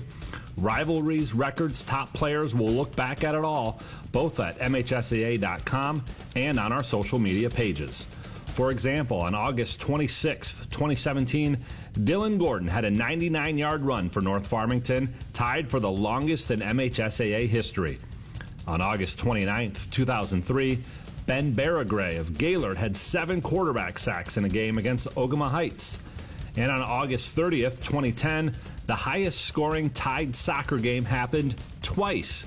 Berrien Springs and Buchanan tied at 6, as did Coloma and Cassopolis. Every day this school year, we'll highlight records from the past 100 years. And each Friday is Photo Friday. We'll be showing off historical photos from our files. And every week, we'll be highlighting something that has helped make the MHSAA what it is today. So check us out online and on social to see how we're celebrating a century of high school sports. It's time for Game Balls, when we highlight a trio of standout performances from the past week. Traverse City St. Francis's Grace Slocum, she shot a 2-under 142 to win the Bob Lover Classic by a whopping 14 strokes. Bay City John Glenn's Trent Phillips, he netted the game winner in a 1-0 victory over Bay City Western in the Bay County Boys Soccer Championship. Earlier in the day, Phillips scored his first career goal. And at Jennison's Seth Connor, the senior was the fastest at the Benzie Pete Moss Invite. Jennison was also the best cross-country team in the Big School Boys Division. For high school seniors, the matchup of the year isn't on the field. It's actually online. That's right. When you fill out the FAFSA, the free application for federal student aid, you could also be eligible for thousands of dollars in additional money from the Michigan Achievement Scholarship. Yep, nearly 80% of students who fill out the FAFSA may be eligible. Now that's a matchup we can all root for. Get started today at michigan.gov/achievement. The Michigan Achievement Scholarship. It's a game changer.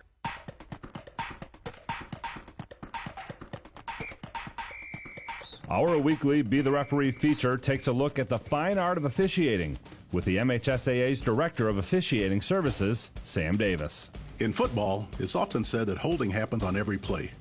But does it?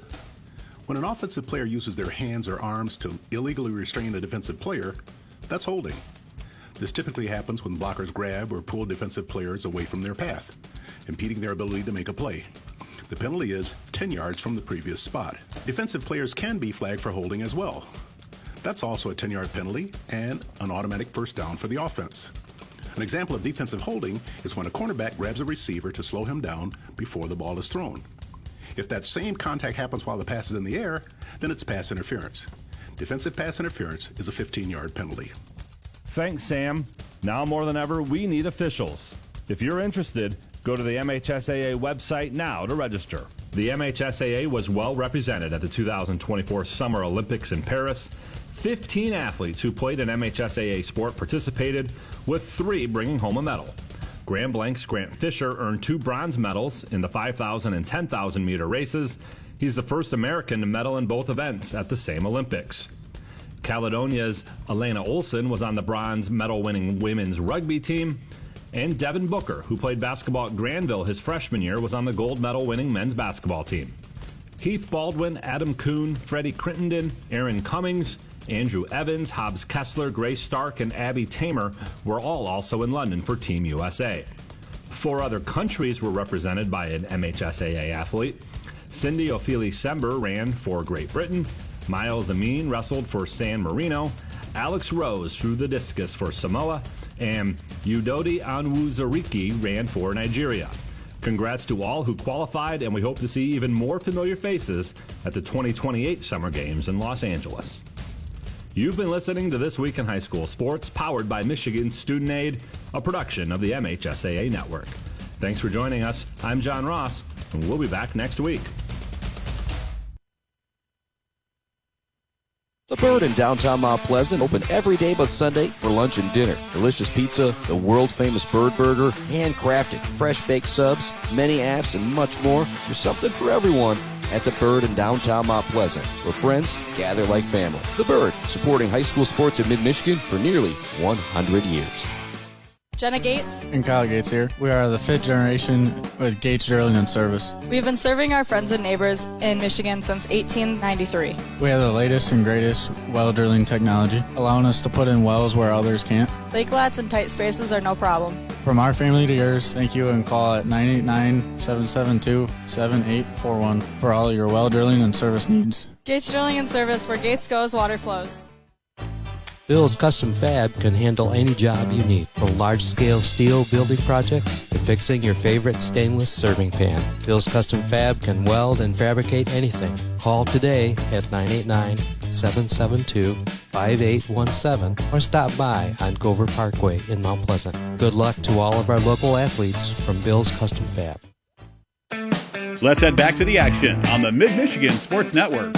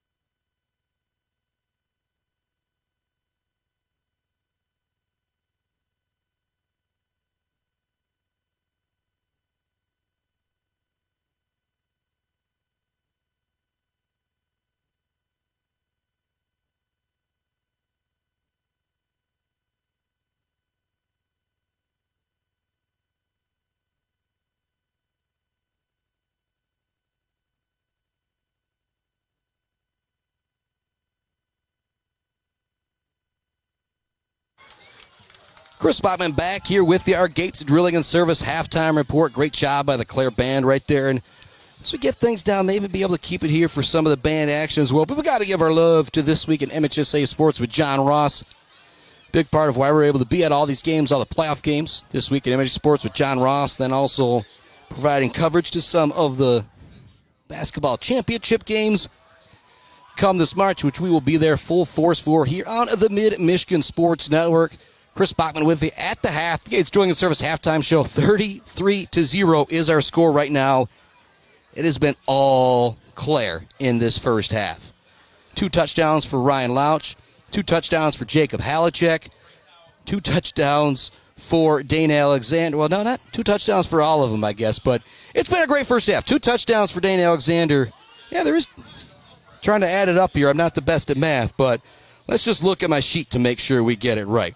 First touchdown of the game, 63 yards from Jayden Arthur to Ryan Louch. Second touchdown of the game, Jayden Arthur to Dane Alexander. Third touchdown of the game, Halachek with the 84-yard tutty. Fourth touchdown of the game, Ryan Louch with his punt return for touchdown. Fifth touchdown of the game, Jayden Arthur to Dane Alexander. So Alexander does have 2. Louch does have 2. Arthur has thrown for 4. It is all Clare Pioneers here on this beautiful Thursday night in the Gateway of the North, with them leading Grayling 33-0. Some updates coming from some of our other games. I know Beal City JV was down to Ravenna at the half. We'll see if I got another update coming from Nate Batchelder. And it does look like down 32-6. Hopefully tomorrow a little bit better. Nate Batchelder says we do got our Zayd Batchelder baller of the game coming up in our post-game show. And right now, there are several Clare guys who are kind of in the running. I really love what Bushy has done defensively. He's got a sack. He's got an interception. Dane Alexander has 2 touchdowns and an interception. Ryan Louch has 2 TDs with a beautiful punt return for a touchdown and the snag and run. And then Halachek could have 2 TDs as well. He had the 84-yard touchdown catch and run. And then he had another catch and touchdown run that got called back via a penalty. And so it has been a very, very strong offensive first half for the Clare Pioneers as they lead Grayling 33-0 here on the Mid-Michigan Sports Network. And our Gates Drilling and Service halftime show. Woo! Again, if you're Jayden Arthur, I don't really think you could have come into this game thinking to myself, hey, I'm going to throw for 4 touchdown passes in the first half of our first game of the season. It's just not really something you can plan on, but when it happens, you're pretty darn excited and you are pretty darn happy. We're going to take another break here on our Gates Drilling and Service halftime show. When we come back, we'll get you all set up for the second half here on the Mid-Michigan Sports Network. Mount Pleasant Heating and Air Conditioning has been family-owned and serving Mid-Michigan since 1962. They're dedicated to providing the best possible solution for your home or business. Mount Pleasant Heating and Air Conditioning is locally owned and supports our local community. For all of your heating and air conditioning needs, call Mount Pleasant Heating and Air Conditioning at 989-772-2881. Konwinski Construction offers a full range of construction services on small and large projects. Konwinski Construction is a leader in the community and are proud to support those student athletes who will be leading our community tomorrow. Konwinski Construction on Gover Parkway, Mount Pleasant. Let's get back to the action. Thanks for listening to the Gates Drilling and Welcome back to the Mid-Michigan Sports Network. 33-0 here, our score. Up here, a little story time at halftime at the press box in Clare's. We've got 3, me here with the online station, and Q100 is here. West Country Hits is here as well. It's just great to see 3 stations, 3 crews here covering this game with Clare and Grayling. I think these guys a little bit north of us would probably like things to be going a little bit better for me and my buddy Gursky here with the green and white hats on. We are feeling pretty darn good about things. That 33-0 score. Whole team's up kind of doing their calisthenics to get things going. Kind of run back some scores here for you again.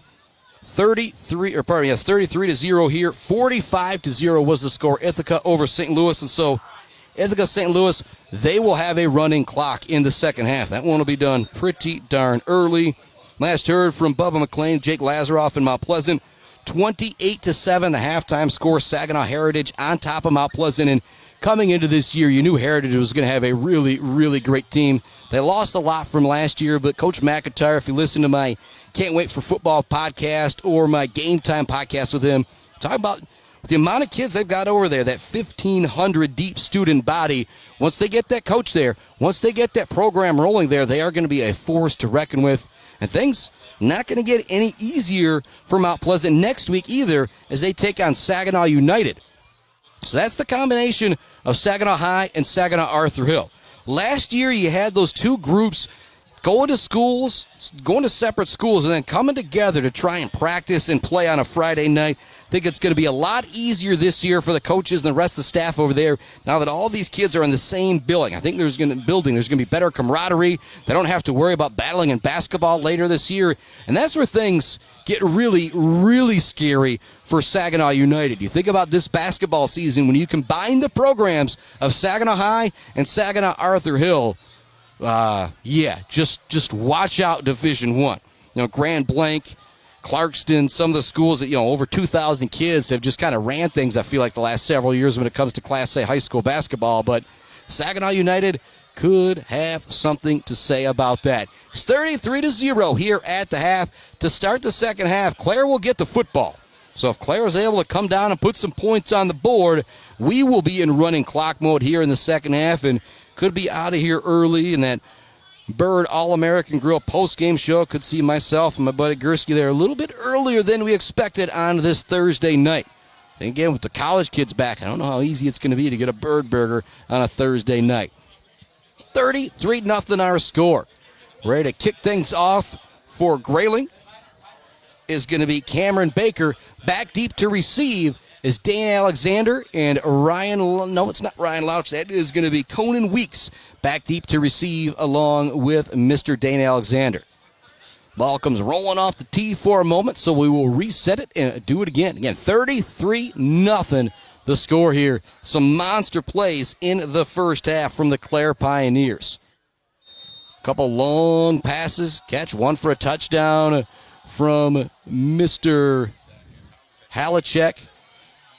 Alexander, who just caught the ball, has got a couple TDs. Louch with a couple long TDs. It's been explosive plays that have catapulted Clare to this big lead, along with a strong defensive performance.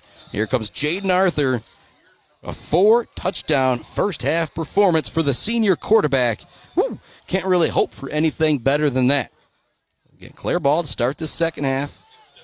Touchdown, even a field goal here will put them up by 35+ that will get us to a running clock here on our opening night. Something I just did not expect with these two teams. Two teams that were in the playoffs last year and lost very, very close playoff games. 4 wide receivers, 3 to the right of Arthur, 1 split out way wide to the left. Send a man in motion. It's Weeks. It's a high snap over the head. Arthur picks it up, looks to run to the near side, makes one guy miss and another guy miss. Turns what should have been a 15-yard loss into maybe only a 10, 11-yard loss. And that's one of those, if you're Clare, you really don't have any issues at all with Dawson Babbitt because he's done a fantastic job at his center spot today. If you only have one bad snap in a game, I think that's pretty darn good. Clare will reset it here. 2nd down and 19 now. They're starting with it. Their own 36. Now backed up now. Inside their own 30. 4 wide receivers, 2 split out each way for Arthur. Again, this is where he is a big threat to run when he opens things up in the middle. Arthur drops back, looks to throw. Wide receiver wasn't ready for it. Weeks was running the go route. Arthur thought he was going to be running the stop at about 10 yards. So that's going to bring up 3rd down and 19. Once again, it's one of those, if you're Grayling, this game might already be out of reach, but if you get the stop here, does it give you that old Lloyd Christmas? And you're telling me there's a chance, just maybe a smidgen of a chance here? 3rd down and 19. We've seen from Clare that they have the ability to pick it up. Arthur ready for the snap. Send a man in motion. It's Dane Alexander. They fake it one way, now looking for the reverse. They get it to Conan Weeks. He makes one guy miss and another guy up the sideline. Turns it back in. Now back to the sideline. He's got the 1st down across the 50.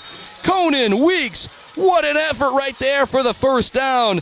And it seems like whoever gets the football for Clare in the open field, they are able to make a play. Whether it's Halachek, whether it's Alexander, whether it's Louch. And now a big play right there from Weeks on 3rd down. All effort right there from Weeks. Had no business picking that one up. Now Alexander gets it on the pitch. Looks to make a man miss on the far side. He does. He's into the open field. Sprinting down the sideline inside the 20. Makes another guy miss inside the 10-yard line. Dane Alexander, the sophomore, with a huge play right there. Clare was facing 3rd and 19 just moments ago. 2 plays later, they are deep in Grayling territory and threatening to put this into a running clock. It's going to be 1st and goal at the 6-yard line for the Pioneers. Oh, my goodness, it's been all Clare in this one. A big play right there from Dane Alexander. And before that, Conan Weeks picking up the 3rd down and 19 that he had absolutely no business picking up. Man in motion is Weeks. Hand it off up the middle. Looking to find some running room is Van Baan. He's going to take it inside the 5-yard line before he's brought down. 7th play of the drive or so coming up from Clare. This one will be from inside the 5-yard line or right near the 5-yard line. And it was 3rd down and 19 for Clare. It looked like Grayling maybe, just maybe, could get a little momentum even though they're still trailing big. But oh no, says Conan Weeks, it's my turn to make a play on the outside. He's going to be lined up right behind Chase Randall at Randall's right tackle position. And talk about dominant, that offensive line for Clare. Brendan Burton, James Edinborough. Here comes a little bit of a trickery here. Louch got it, or pardon me, Arthur trying to find something, make something happen. He kind of turns it up the last moment. Maybe a flag coming out for a late hit, and it will.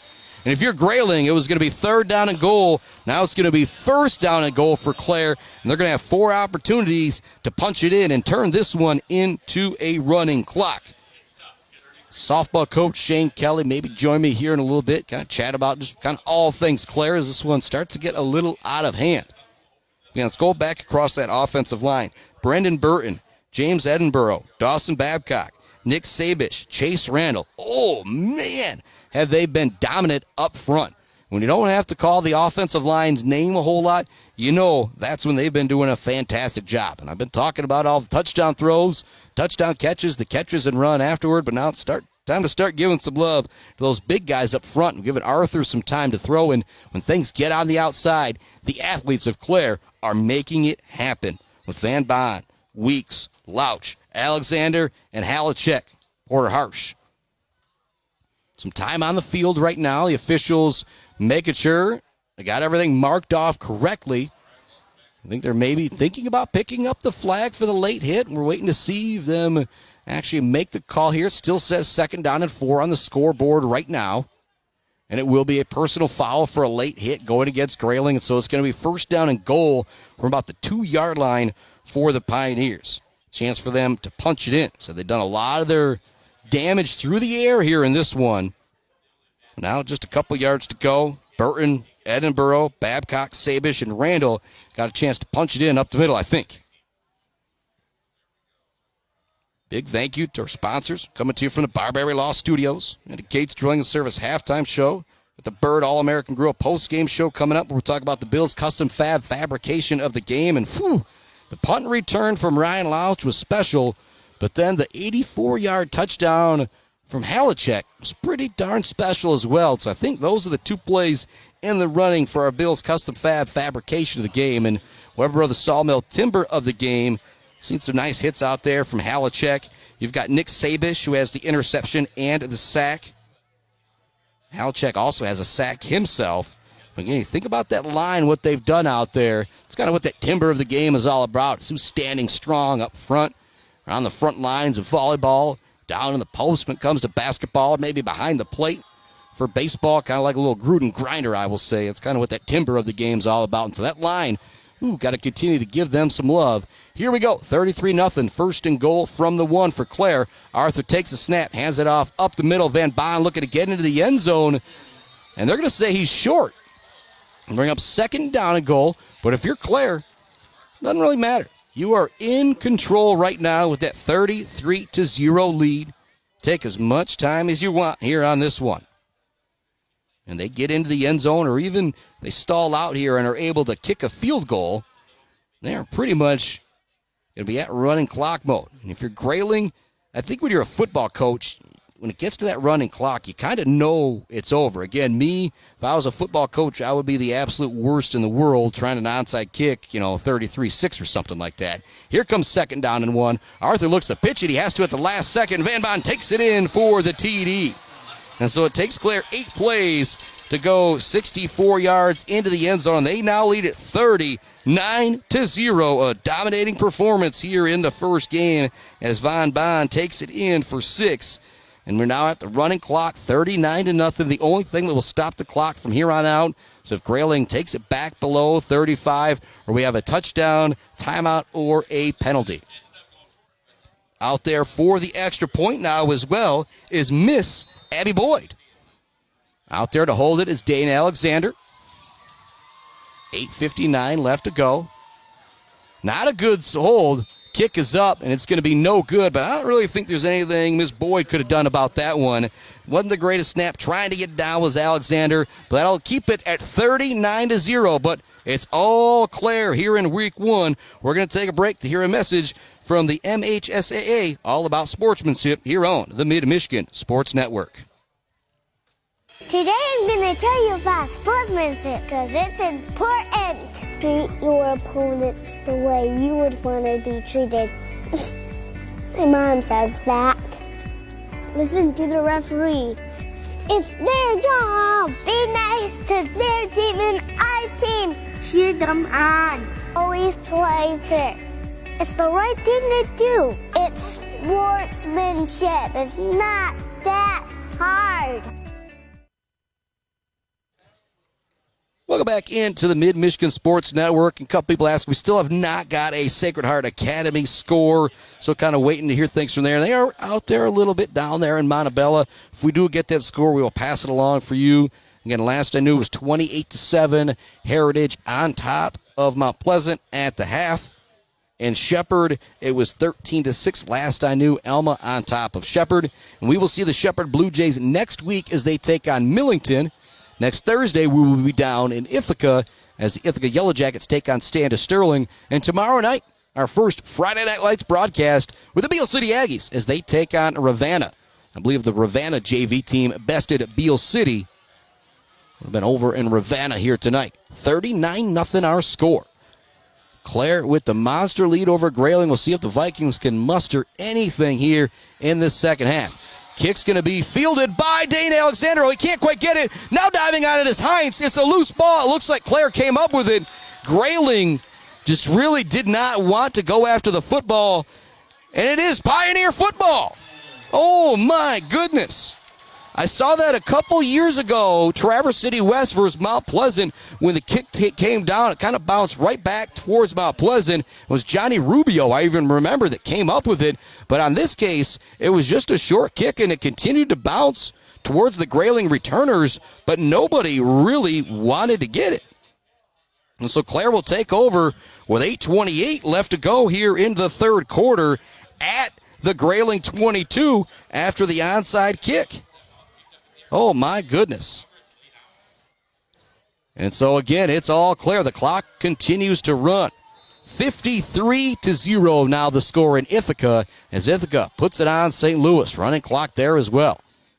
Man in motion is Weeks. Arthur hands it off to him. Weeks looking to get that outside edge. He turns the corner. He's inside the 20-yard line before he's bowled out of bounds. He lost the football at the last moment, but he was out of bounds, or went out of bounds. So it'll stay Clare football. But one play, one first down, the Clare offense just continues to absolutely roll here on this opening night. And big shout out to our friends, Konwinski Construction, Weber Brothers Sawmill, Mumford Oil and Gas Supply, GNS Mechanical, Bryce Updegraff, and Joe Wentworth with Pradium Realty, Robin Stressman and Associates, Block Electric, Central Michigan Sand and Gravel, and Mount Pleasant Public Schools would like to welcome everybody back to school. Woohoo! And they are hiring bus drivers. They have paid training for that. They also need some subs, parapros. To get started, go to Will Sub, get started, sign up, the substitute teaching stuff, or go to mtpleasantschools.net to learn everything you need to know about becoming a bus driver with that paid training and whatnot. And Mount Pleasant Public Schools, one of the biggest employers here in Isabella County. Great place to go work. So this guy here is still figuring out the whole Will Sub stuff. Want to get first couple games underneath the belt, but you'll see this guy in some schools next few months, doing some substitute teaching as well on the side here with the Mid-Michigan Sports Network. Sent a man in motion. They're going to pitch it to him. Louch looking to get that outside edge, and he's into the end zone for his third touchdown of the game. A 10-yard run for Ryan Louch, and it's now 45-0. Clare with the lead. Louch, third touchdown of the game. One through the air, one via punt return, now one on the ground. Just need to get him to throw for one. He'll kind of have the whole quadruplet here. 45-0 the score, 6:52 left to go in the third quarter. And Ryan Louch, talk about a month as we're still in August here. He was just playing in the Legion World Series a couple weeks ago. Now here on his opening night, scoring 3 touchdowns of his senior year high school football action. Back out there is Boyd for the extra point. Alexander with the hold. Here comes the kick. It is up and doinked off the front post. It'll be no good. The score will remain 45-0, and we'll continue to keep our broadcast right here. Talked about that Ithaca score. They are up big. Big shout out to Nick Houghton and the crew at ENS Graphics down in Ithaca. They are your one-stop shop for all of your school, business, print needs. Signs, banners, trophies, name tags. They do everything. We've got a beautiful banner for them kind of sitting right down below here at our vantage point. The press box at Clare. I have my beautiful, 10x9 backdrop up tomorrow when we are in Beale City for Beale City Ravenna action. It's 45-0 here. Clare with the monster lead over Grayling, running clock action. And again, 53-0. Ithaca on top. 13-6 last I checked in Shepherd with Shepherd and Elma. 28-7 Saginaw Heritage up on Mount Pleasant. See if we can get any updates coming from that Sacred Heart game. Clare out there, ready to kick things off. It's 45-0. Whew, man, just impressed with how things are going. One score we're kind of waiting on. Down, Sacred Heart Academy is there, down in Montebello to open up play. I know their JV game last night was 84-68. No, that is not a confusion of a basketball score. That is a whole lot of touchdowns between the JV teams of Montebello and Sacred Heart Academy. 45-0 our score here, 6:52 left to go. To kick things off for Clare is Mr. Dane Kruskamp, and again, he has been busy tonight, kicking off the football for the Pioneers. Back deep to receive it for Grayling. Actually, it's going to take a bounce at the 20 and just barely able to get the football is going to be Caden Schubert, and he's going to be brought down pretty much right where he got it. Great coverage from Clare. And so it'll be Grayling football. It's essentially the first time they've had it this half because Clare got it with 11:53 to start the second half. 8 plays went into the end zone on a Van Bond touchdown. Then they essentially got not an onside kick, but they recovered the kickoff and then took it a few plays later into the end zone with a Ryan Louch touchdown. Grayling out there, 6:30 left to go here in the third quarter. Have it at their own 19-yard line or so. Waiting to see exactly where they mark the football here. We'll call it their own 20. Right on the flag at the hash here. Beautiful Brookwood Park in Clare. And clock is running here. Under 6 minutes remaining when the snap is taken by Miles Mead. Hands it off the middle, and he's swung down by Chase Randall. Again, Randall really showing his strength out there as he just picks up the ball carrier and puts him down. Touchdown, Tristan Fisher for the Shepherd Blue Jays. Now 13-12, Alma over Shepherd down in Alma. And that'd be a big win for the Shepherd Blue Jays going forward. Credit Coach Angel and the crew there. When you're a Division V school, you like to play up if you can, but they've got some really tough Division VII opponents on their schedule with Millington and Ithaca at the end of the year. Miles Mead back in the shotgun. They're going to send the other guy playing quarterback who has played quarterback in motion, Corbin Allen. They hand it off to him. He's going to get the edge. He's got first down yardage on the second down run. And we do have an update coming from Jen Verlegger, the superintendent at Mount Pleasant Public Schools. Sacred Heart is up on Montebello 21-8 with 10:27 left to go. Give her the bad information. The Oilers down 28-7 at the half, and saying kind of, well, you don't want to pass that information along to the superintendent, but when she's giving me scores, I got to pass them back along. Miles Mead makes a move and then just whips it as far as he can. There was nobody home on that one, but you see the arm strength of Miles Mead as he sends it about 45, 50 yards in the air. Just wasn't anybody back there. And I think that was a throwaway. Instead of throwing it out of bounds, I'm just going to chuck it absolute far as I can. So it'll be 2nd down and 10 for Grayling. 4:21 left to go here in the third. All Pioneers with a 45-0 lead here in the opener. Coach Spranger and the crew, some of them even got their headsets, the microphone flipped up. And you know when you're in that situation, it's going really, really good. Mead getting some instruction from the sideline. Offensive line as well. Line gets set and ready to go. We've got a timeout now on the field. It's going to be a timeout. Grayling, 45-0 remains the score. And one of the few things that will stop the clock here in the second half is that timeout. We'll continue to keep our broadcast right here because I want to continue to thank some of the great sponsors who are making it possible for me to get this Michigan Sports Network going, like the Bird Bar and Grill, downtown Mount Pleasant, Bill's Custom Fab, Gates Drilling and Service, and we're coming to you from the Barbary Law Studios, built by Konowinski Construction. And you want to sponsor the Mid-Michigan Sports Network? Hey, shoot me an email, midmichigansportsnetwork@gmail.com. It is that simple. You can also find my email and how to get a hold of me if you go to midmichigansportsnetwork.com, where you're going to find links to pretty much everything that is going on. Still got to upload a couple more of our Game Time football podcasts, but you can find a link to my coverage with the Tri-Volleyball, Sacred Heart, Beale City, and Clare from last week. You can also find some middle school football action there as well, as Beale City bested Pinconning 60-6 this past Saturday. Thomas McCann, coach there, have won, I think, 29 in a row now, and we'll have one of their toughest games in years coming up with Ogama Heights, and he's going to be kind enough to join me tomorrow night for that call. Beale City, Ravenna, varsity football action. Fake handoff one way. Now they send it up the middle. Absolutely nowhere for the ball carrier to go in the backfield, making the play for the Clare Pioneers. Whew, man, is going to be Colin Barber. Big hit back there for Colin Barber, pardon me. 3rd down and long now for Grayling, a situation that unfortunately they've been used to being in here in this second half. 3:30 left to go in the third. Again, it's all Clare with a 45-0 lead. Dane Alexander, some warm-up tosses on the sideline here. So probably see him come in and play quarterback as Jayden Arthur. Night might be done. Pretty nice night for the senior quarterback when he leads your team to a 45-0 lead here in the third quarter. Miles Mead fakes the snap. It's going to be off the hands of a receiver, almost intercepted by Clare. It's going to bring up 4th down and 14 for Grayling.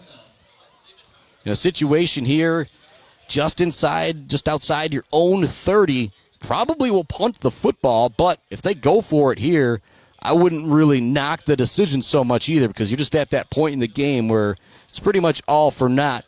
Continue to practice things going forward, and they will line up in a traditional punting formation. A couple times we've seen it. They kind of line the quarterback up in shotgun and dropped him back. Now it's going to go over the punter's head, trying to get it out as Allen. He does get the punt. It's going to be fielded at the 40 on a bounce by a Clare player. Heads up play and getting away from a couple tackles is Halachek as he brings it down to the 30-yard line. One of the more funny plays you'll see right there, as it was an excellent job just getting the punt off by Corbin Allen. And I think Halachek turned around and saw the ball bouncing toward him, didn't really know what to do, so he picked it up and started running down the field. He was able to make something happen with it. And it looks like we might have lost our scoreboard clock here as the battery went dead. However, it doesn't really matter a whole lot anymore as the score is 45-0. Pioneers with the lead. Clock is running late here in the third quarter with 1:50 left to go. And it will be Dane Alexander out there at quarterback. He was a freshman on the varsity basketball team, I remember, last year, and made some big plays for that Clare basketball team. And so, bright future ahead for this young man. Getting some show here. Quarterback position after he's already had a fantastic game at wide receiver and defensive back. 2 touchdowns and an interception so far on the day for Dane Alexander. Aiden Van Bon also had a nice game from his linebacker position. He's got a sack. He's also ran in a touchdown as well. Ryan Louch has 3 TDs. Jayden Arthur has thrown for 4. It has been a great night for the Clare Pioneers, starting things out at home, up 45-0 over the Grayling Vikings. They've got the ball with under a minute left to go here in the third quarter. Alexander back in the shotgun. Sent a man in motion, hand it off up the middle, and a big hole up the middle. Nice hit out there from Corbin Allen, but that's Heinz on the run. He's going to pick up 7 or 8 yards, I believe. That's going to bring up third down. And not a good spot out there for Heinz. I'm only going to give him 3 or so on the play. It's going to bring up third down and 5. And if you're Clare, you got to run one more play before we head to the fourth quarter here. Probably, it's one of those, what do you do up 45-0? Is this 4-down territory, or do you don't punt it away inside your own 35-yard line? We'll see if they're able to pick it up here. Send a man in motion, fake the handoff. Alexander pours it up the middle. He's got first down yardage for the Pioneers. Waiting to see the actual call from the stripes, and actually they might mark him just short. But that will bring us to the end of the third quarter, a game that has been all Pioneers. And when I say all Pioneers, I mean all Pioneers. It is 45-0. Clare with the lead. I'm going to take another quick break here on our Mid-Michigan Sports Network to hear from our friends, Bill's Custom Fab, Gates Drilling and Service, and the Bird. Headed to the fourth quarter, all Clare up 45-0 on the Mid-Michigan Sports Network. Back right after this. The Bird in downtown Mount Pleasant, open every day but Sunday for lunch and dinner. Delicious pizza, the world-famous Bird Burger, handcrafted, fresh-baked subs, many apps, and much more. There's something for everyone at The Bird in downtown Mount Pleasant, where friends gather like family. The Bird, supporting high school sports in mid-Michigan for nearly 100 years. Jenna Gates. And Kyle Gates here. We are the 5th generation with Gates Drilling and Service. We've been serving our friends and neighbors in Michigan since 1893. We have the latest and greatest well drilling technology, allowing us to put in wells where others can't. Lake lots and tight spaces are no problem. From our family to yours, thank you, and call at 989-772-7841 for all your well drilling and service needs. Gates Drilling and Service, where Gates goes, water flows. Bill's Custom Fab can handle any job you need, from large-scale steel building projects to fixing your favorite stainless serving pan. Bill's Custom Fab can weld and fabricate anything. Call today at 989-772-5817 or stop by on Gover Parkway in Mount Pleasant. Good luck to all of our local athletes from Bill's Custom Fab. Let's head back to the action on the Welcome back inside the Mid-Michigan Sports Network. Dead ball there on the fourth down. Actually, it was a late timeout coming in from Clare. Coach Spranger and the crew didn't like what they saw, so we're going to take another timeout. We're going to keep it right here, though. 45-0 our score as we start the fourth quarter. 12 minutes will go on the clock, and it might be 12 minutes or so that we are here for, because it is going to be a running clock. This game has not been close pretty much since the first quarter. So I kind of reset things for you here during this timeout, as I did at our Gates Drilling and Service halftime report. Have your Bird All-American Grill post-game show coming. The only place I post-game, the Bird in downtown Mount Pleasant. Big shout out to our friends Barberry Law and Gates Drilling and Service, and we'll have that Bill's Custom Fab fabrication of the game coming up in the second half. And still haven't got any more updates coming from Mount Pleasant, so I don't think that's going very well with Heritage. Jeremy Woodcock with another update. It is 53-0. Very similar feel with Clare, Grayling, and Ithaca, St. Louis. 45-0 here, 53-0 there. That one is almost over. Again, 13-12. Closest game on the docket right now seems to be Elma and Shepherd. Shepherd trailing 13-12 in that one.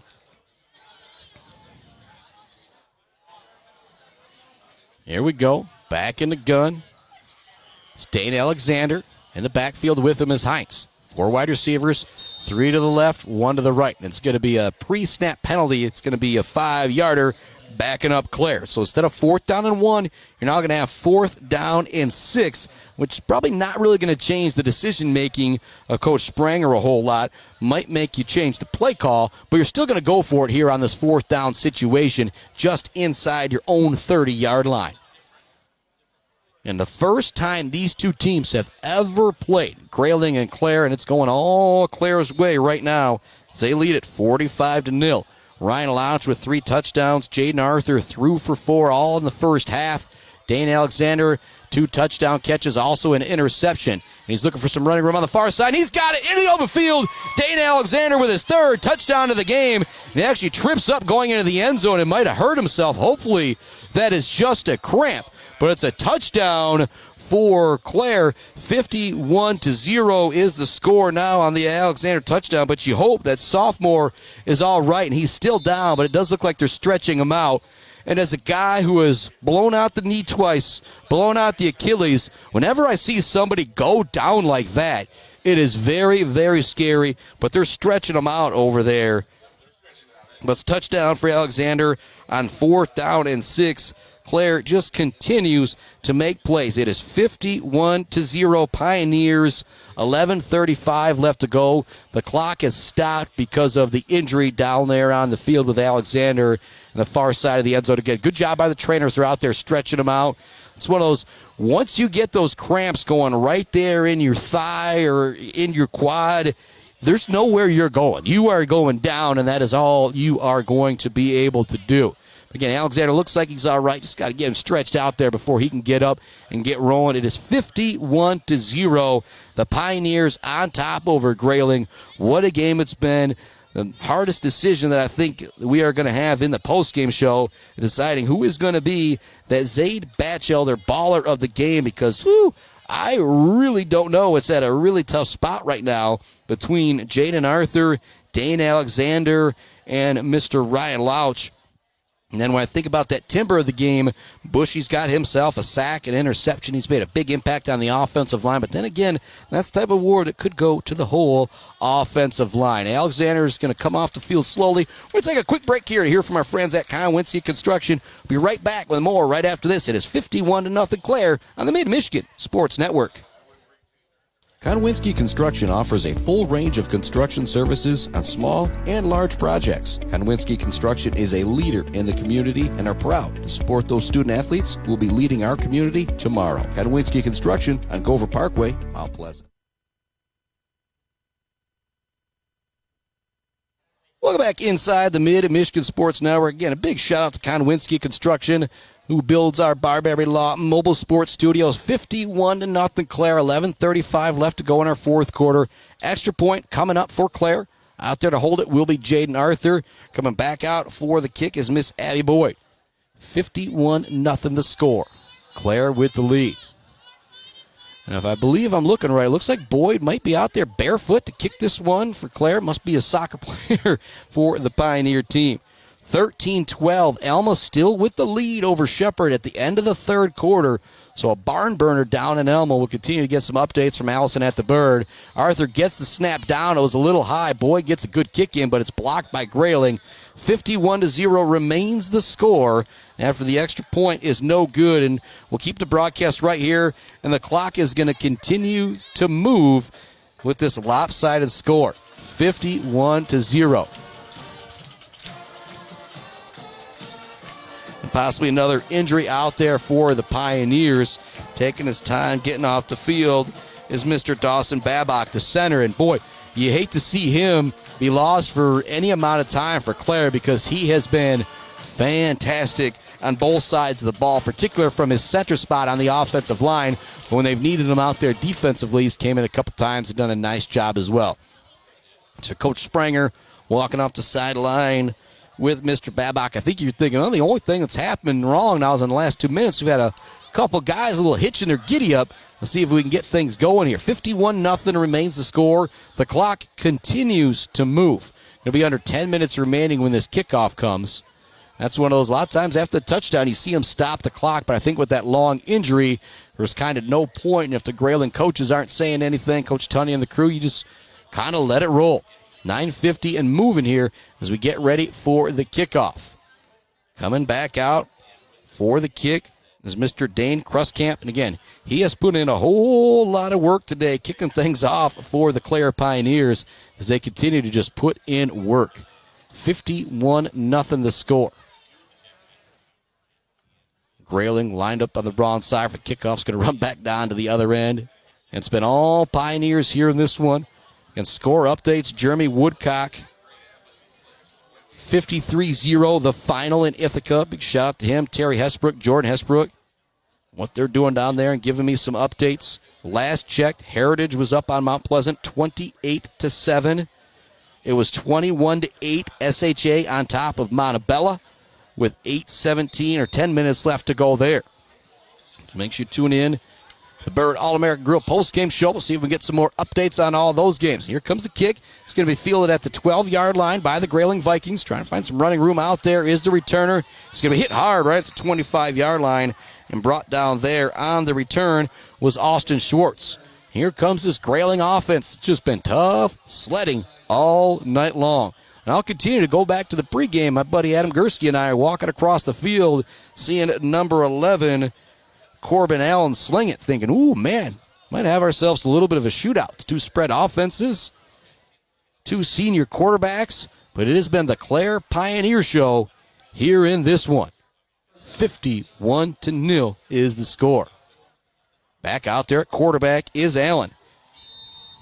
And Easton Van Alstyne with a touchdown for the Blue Jays, and so they're currently up 18-13. We'll see what happens to the extra point or two-point conversion. Big shout out to Allison Curtis for keeping me up to date on that. Big hole to the far side for the Grayling Vikings. Some nice running room out there for the ball carrier. On the run is Noah Gabriel. That is the most open he's seen the field all game long. A couple substitutions come in for the Clare Pioneers defensively late in this one. 51-0 the score. Grayling got it at their own 25-yard line or so. Now moved it out to their own 45 after a nice run from Gabriel. If you're Grayling, you just love to get some points on the board here in this fourth quarter. At quarterback now is going to be Miles Mead. He dropping back, looking to throw, launches it down the field for his wide receiver. It's going to be out of bounds. Not really catchable out there, and it was good defensive position out there as well from the Pioneers. It might have been Kruskamp over there on the coverage, actually, as I try and see that number on the far side of the field. Should have brought my binoculars. And the 2-point is good. The Blue Jays up 20-13 on Elma in the fourth quarter. Be a huge win for the Blue Jays and Coach Angel to start off his career heading into that Millington game next week. And a big shout out to Allison Curtis from our post-game sponsor, the Bird All-American Grill, keeping me up to date. 2nd down and 10. 6:40 remaining. And the shotgun is Mead. Fakes the handoff, now looking to run to the outside edge. He's going to carry a tackler with him for a yard or two before he goes out of bounds. The clock will continue to move, though, with this lopsided score. And if you just joined us, it has been all Clare. 51-0 the score, nearly halfway through this fourth quarter. Opening night of high school football on the Mid-Michigan Sports Network. We have got so much more coming up. Tomorrow night, Beale City, Ravenna. Next Thursday, Ithaca, Standish Sterling. Next Friday, Shepherd, Millington. Handoff up the middle. Nowhere for Gabriel to go that time. He's brought down right at the line of scrimmage. Ethan Rogers out there making the tackle for Clare along with a couple of other Pioneers. It's going to bring up 4th down and 1 if you are Grayling. I imagine we're going to see him go for it here. Why not? 51-0 the score. And if you're Clare, one of the backups, I wonder if some of the starters are saying to you, we got to keep them off the board here. Let's get the offense back out there to run this game out. But, oh, boy, it has gone the way of the Pioneer tonight. 51-0 the score. Shotgun look, they send a man in motion, and there's going to be a timeout right before the snap coming from Clare. So Clare didn't like what they saw off or defensively on that 4th down, so they're going to readjust things here, kind of set it back up. And things are going good for Clare when you've got Rob Wise heading down with over 5 minutes left to go in the fourth quarter. The AD, one of the coordinators here for the Pioneers. Feel like that's a pretty good night when you're able to do something like that. Now under 5 minutes remaining here again. This one's so lopsided. We're in a timeout right now, but they have kept the clock moving. And Bird All-American Grill post-game show. We'll talk about that Bill's Custom Fab fabrication of the game the Mumford Oil and Supply Assist of the game, our Weber Brothers Sawmill Timber of the game, and then the biggest honor, the Zaid Batchelder Baller of the game. And big shout out to our friends at All Seasons Fireworks, Dave Haynes and the crew. If you want to make your event bigger and brighter, there ain't a better way to do it than All Seasons Fireworks. You think about some of these homecoming things with high school football, all those big events, they got fireworks. You want your event to seem big, go get hold of Dave at All Seasons Fireworks. Handoff up the middle to Corbin Allen. He's got first down yardage and more as he's into the open field. Breaks one tackle inside of the 20-yard line before he's brought down. Big run right there from Corbin Allen on fourth down. And that's one thing you can say about this Grayling football team. They have continued to play hard all night long, despite the lopsided score. I've said it a bunch. I'll say it all the time. Losing 51-0, the life lessons you learn. It is tougher losing 51-0 than getting fired from a job. The frustration and everything, the angst that goes into it, what these kids are learning from Grayling. They aren't happy right now, but it's going to take them a long way into their future. Throw down into the flat. It's going to be caught inside the 10-yard line, now inside the 5. Great move. Touchdown, Grayling. Into the end zone. 4-6 is Caden Schubert. Some great moves on the far sideline. We've now got a little extracurricular activity out here as well. No flags thrown. And some good leadership shown by some Grayling and Clare players to kind of separate that one a little bit. But Grayling gets on the board. Schubert into the end zone. A couple nice moves. 51-6 now our score, and that will stop the clock for just a moment if you're the Vikings. And hey, it's just got to feel good to get one into the end zone after the way that this game has gone. 51-6 now, Clare with the lead. They won't get the shutout. That's one of those, the underclassmen that kind of come in for everything. You know, hey, don't give up a touchdown. They're going to have to get a little guff Monday from some of these seniors. The extra point is up and good.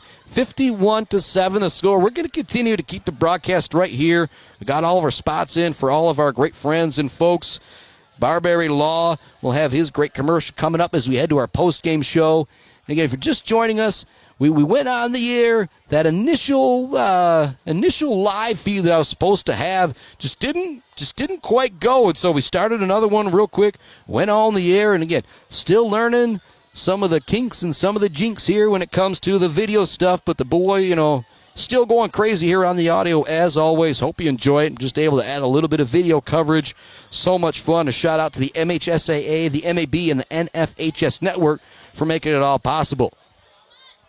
And the NFHS Network, if you've got a membership there, you can watch pretty much every single game with our high schools that I'm covering. From Clare to Ithaca to Shepherd, Beale City, Sacred Heart, and Mount Pleasant, they're all members of the NFHS Network. So if you become a member, you can go get yourself on there and watch just about every single high school game that we've got. They got the big slot cameras set up here at the football field for football and soccer. They've got them set up in the gym for volleyball and basketball. And I know working more and more and getting them out there for baseball and softball. That's one thing I'm really excited about. We're going to bring you as many football games as we can here on the Mid-Michigan Sports Network, but the Thursdays, the Fridays, and maybe some Saturdays with some middle school football, kind of do as much as we can. We're also going to be bringing some volleyball as well, but what I am so excited about is once we get to basketball season, there could be some nights.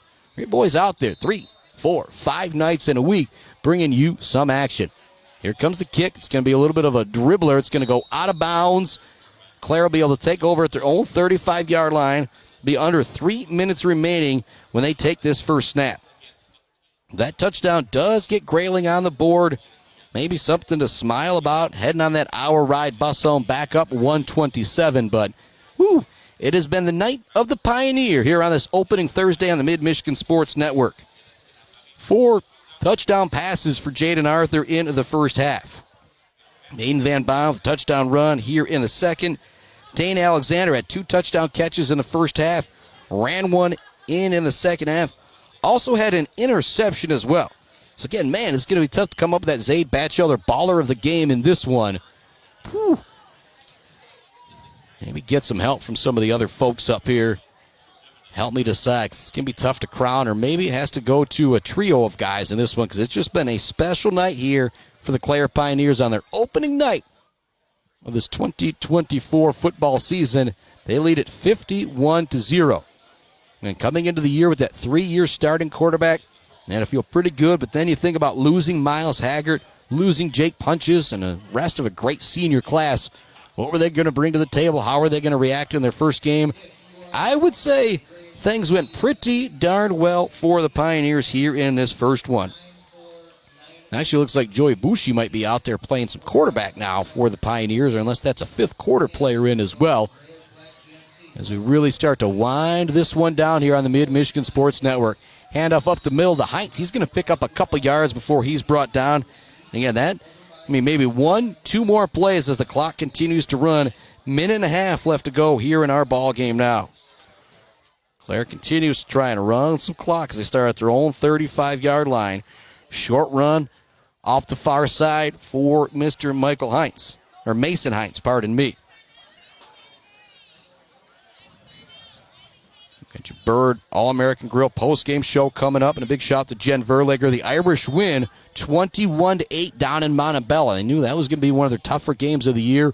We will see Sacred Heart Academy in a few weeks when they're down in Vesterberg. We'll be at their game with Fulton and Coleman as well. So bring you as much Mid-Michigan coverage as we can. I'm still waiting to hear from Midland High AD and Everett AD to get you that full schedule with full AD approval, but we are getting there and should have that out next Monday or Tuesday. But as I said, tomorrow night we'll be in Beale City for Beale City Ravenna High School football. Next Thursday in Ithaca for Ithaca Standish Sterling. And next Friday in Shepherd for Shepherd Millington here on the Mid-Michigan Sports Network. And I know Heritage looking like they're going to take care of business against Mount Pleasant. Mount Pleasant will be back in action next week against Saginaw United. You'll be able to check that game out on the GI Tech. Well, I guess it'll be the Mount Pleasant Oiler YouTube page, but the folks from the Tech Center, Joe Walters, man, Brent and Scobie just do a fantastic job. There's the snap and the knee. And that will do it. What an opener for the Clare Pioneers. We've got your Bird All-American Grill post-game show coming right up after a message from a main man, Joe Barberry. We'll be back to wrap this one up to put a bow on our first high school football broadcast on the Mid-Michigan Sports Network, the Bird All-American Grill post-game show right after this.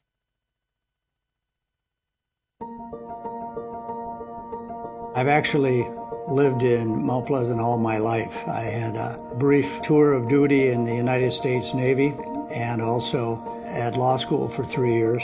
And other than that, I've lived in Mount Pleasant all my life. It's a great community to live and raise a family in. I started out after graduating from high school going to Central Michigan University. It was an easy choice. My father came here in the late 1930s on an athletic scholarship and continued on many years as a coach and ultimately administrator and superintendent of public schools. While I was at Central Michigan University, I was brought in a broadcast and cinematic arts major. I was a radio disc jockey, TV commentator. We did sports for the CMU Sports Network, and that's where I was headed. But I also became part of the debate program at CMU, and my debate instructor took an interest in me. Literally at 4 o'clock in the afternoon, toward the end of my junior year, I got called into his office and he said, "We've been thinking about your future, Joe, and we think you can help more people by being a trial attorney." And the trial attorney caught me by surprise because I'd never ever thought about law. But helping more people, that really resonated with me. After graduating from law school, I was blessed to do fairly well in school. I was given what's called an honor law graduate opportunity with the U.S. Department of Justice, and that would have taken me to Washington, D.C. So it was, do I go to Washington, D.C. or come back home? I came home because of family. When I started out as a young assistant prosecuting attorney, some weeks I might have 4 or 5 jury trials. I was elected the local county prosecutor in 1976, and I served in that capacity for 12 years. For the 12 years I was a prosecutor, I never lost a case. When I left, I said, all right, now I could use all that experience to help individual clients.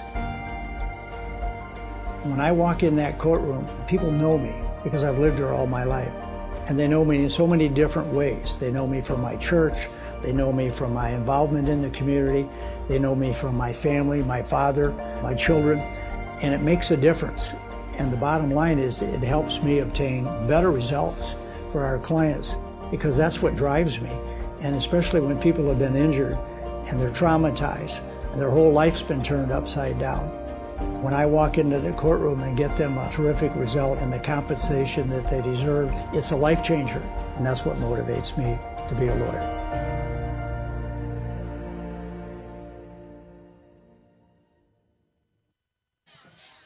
Welcome back to the Mid-Michigan Sports Network. 51-6, our final. Clare just absolute dominant fashion over the Grayling Vikings. The first time these two teams have ever played. And with two playoff teams from last year, that was kind of really the last thing that I expected, was to this one to have a running clock in the second half. 51-0, our final. Just an absolute dominant performance from the Pioneers. Jayden Arthur tosses 4 touchdown passes into the first half and just leads an electric attack. In the first half, Clare had a 63-yard touchdown pass, an 84-yard touchdown pass. You had the long run from Louch as well on the punt return. Just an unbelievable offensive attack from the first half. The guys from Q100 and Grayling here right now are just talking about the level of athlete that Clare had once they got on the outside. There just wasn't anything Grayling could do about it. We're going to take another break here to kind of open things up with our Bird All-American Grill post-game show. When we come back, we'll see if we can catch up with Coach Spranger possibly, talk about some of those other scores in the Mid-Michigan area, talk about that monster game tomorrow night with Beale City or Ravenna, and look ahead to what's coming up on the Mid-Michigan Sports Network, heading into the Bird Bar and Grill post-game show right now on the Mid-Michigan Sports Network.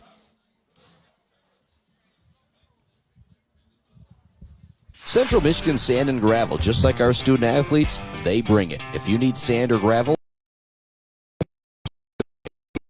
for all of your sand, call Central Michigan 938-7089. Central Michigan Sand and Gravel, a proud supporter of our student athletes, competing for their schools. The Diner, where homemade favorites come to life every day for breakfast and lunch. From fluffy pancakes to savory sandwiches, the Diner has your cravings covered. Discover the perfect blend of comfort food and camaraderie at the Diner. Join them every Friday night till 7 for their famous fish fry. The Diner on North Mission, Mount Pleasant. Handsome Ben's Fab provides professional fabrication work for your home or business. MIG, TIG, and ARC AWS certified, Handsome Ben can fabricate your dreams with steel, aluminum, and stainless steel. Handsome Ben brings 20 years of professional fabrication experience to you. Call Handsome Ben today at 989-802-2405. Bryce Updegraft with Pradium Realty, Robin Stressman and Associates thanks the coaches and officials who put in the time to help student athletes achieve their dreams and goals. For all of your real estate needs, the Bryce is right with Bryce Updegraft. With Pradium Realty, Robin Stressman and Associates, 989-620-6595. A special thank you to all of our coaches, officials, and student athletes. Now it's time for the Bird All-American Grill postgame show. Welcome back into the Mid-Michigan Sports Network. Our final, Clare 51, Grayling 6. The first time these two teams have ever played each other. I don't really think anybody expected anything quite like this, but what a dominant performance from the Clare Pioneers, winning it 51-6, and it's time to start thinking about some of those awards here in our Bird All-American Grill postgame show. But boy, it is going to be difficult to decide on some of the stuff because there was some fantastic performances out there, and it kind of really all came down to the first half, because going into the half, it was 33-0, and Clare was getting the ball going into the second half. So let's kind of run back that first half. Grayling got the ball to start the game at their own 25-yard line, had to punt it away after going 3 and out. Then Clare had a nice first play, a big run from Aiden Van Bon. Then a couple plays later, they fumbled it away, giving it back to Grayling. Score was still 0-0. Then Grayling got it back after that fumble. They ultimately turned it over on downs on a 4th down and 5 when they couldn't complete a pass. And then the next play, the first offensive play on that possession for Clare, second time they had the ball, 63 yards. Jayden Arthur to Ryan Louch. On a nice little wide receiver screen. There was a great block on the edge, and then Louch made two guys miss with a juke move, and once he cut to the inside, there wasn't really anybody that was going to catch him. On the very next play, so you have the touchdown from Ryan Louch, you have your kickoff, then Joey Bushi comes up with an interception to give it right back to the Pioneers. And then they had a nice little drive. Ultimately, it was about a 5-yard touchdown pass from Jayden Arthur to Dane Alexander to make it 13-0. And 3 plays later, Grayling turns it over again. Dane Alexander scores a touchdown, then gets the interception. And then 84-yard touchdown from Mr. Halachek. And he had to make some guys miss, juking, dancing, jiving to go to the end zone on that play for 84 yards. Then turn around, Grayling, more trouble on their next possession. A big sack from Joey Bushi, forced a turnover on downs. 19-0 remain the score. Then, actually, Clare had to punt it away. They went, kind of 4 and out or so. Then the next possession from Grayling, they started at their own 12. They made a couple things happen. They ended up kind of running 10 plays or so on that drive. Van Bon with a big sack to back them up. And then Ryan Louch with just an unbelievable punt return for a touchdown. That made it 26-0. At that point, it kind of had the feeling of this game is pretty much over at this point. And then somehow, some way, Clare managed to score again before the half. They got it back with 2:21 at their own 29, and it was a big pitch and catch from Jayden Arthur to Jordan Halachek. It ended up Jacob Halachek, pardon me. Halachek's touchdown ended up being called back because of a block in the back down on the field as he was going into the end zone. But a couple plays later, it was Arthur to Dane Alexander to take it in for the end zone. But at the end of the first half, Jacob Halachek had, I think, 2 receptions for probably 130, 140 yards. When you can send it downfield like that to one of your key guys, oh, man, is that a big deal. And that made it 33-0 at the half. Go to the second half. Well, Clare got the ball to start it. Their own 36-yard line, and it just looked like Grayling might get a stop and be able to, not even necessarily get back into the game, but just make it more respectable. But then Conan Weeks had a huge run on 3rd down and 19 to get the first for the Pioneers. Aiden Van Bon took it in for a touchdown a short time later, and then it was an onside kick, or not really an onside kick. Clare kicked it off. None of the Grayling players were very aggressive going after the kick, and so that allowed Clare to recover it. Ryan Louch, a short time later, took it in for his 3rd touchdown.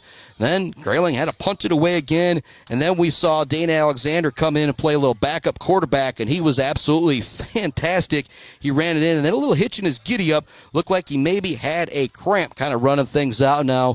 Coach Steve Springer going to jump on to the Bird All-American Grill post-game show here as we kind of wrap things up. And Coach Springer, going into this one, 2 playoff teams from last year. We talked about the environment that it was going to be. I feel like you're pretty happy after a 51-6 victory to open it up, Coach. Yeah, really proud of the guys. I mean, they did everything we asked of them and then some.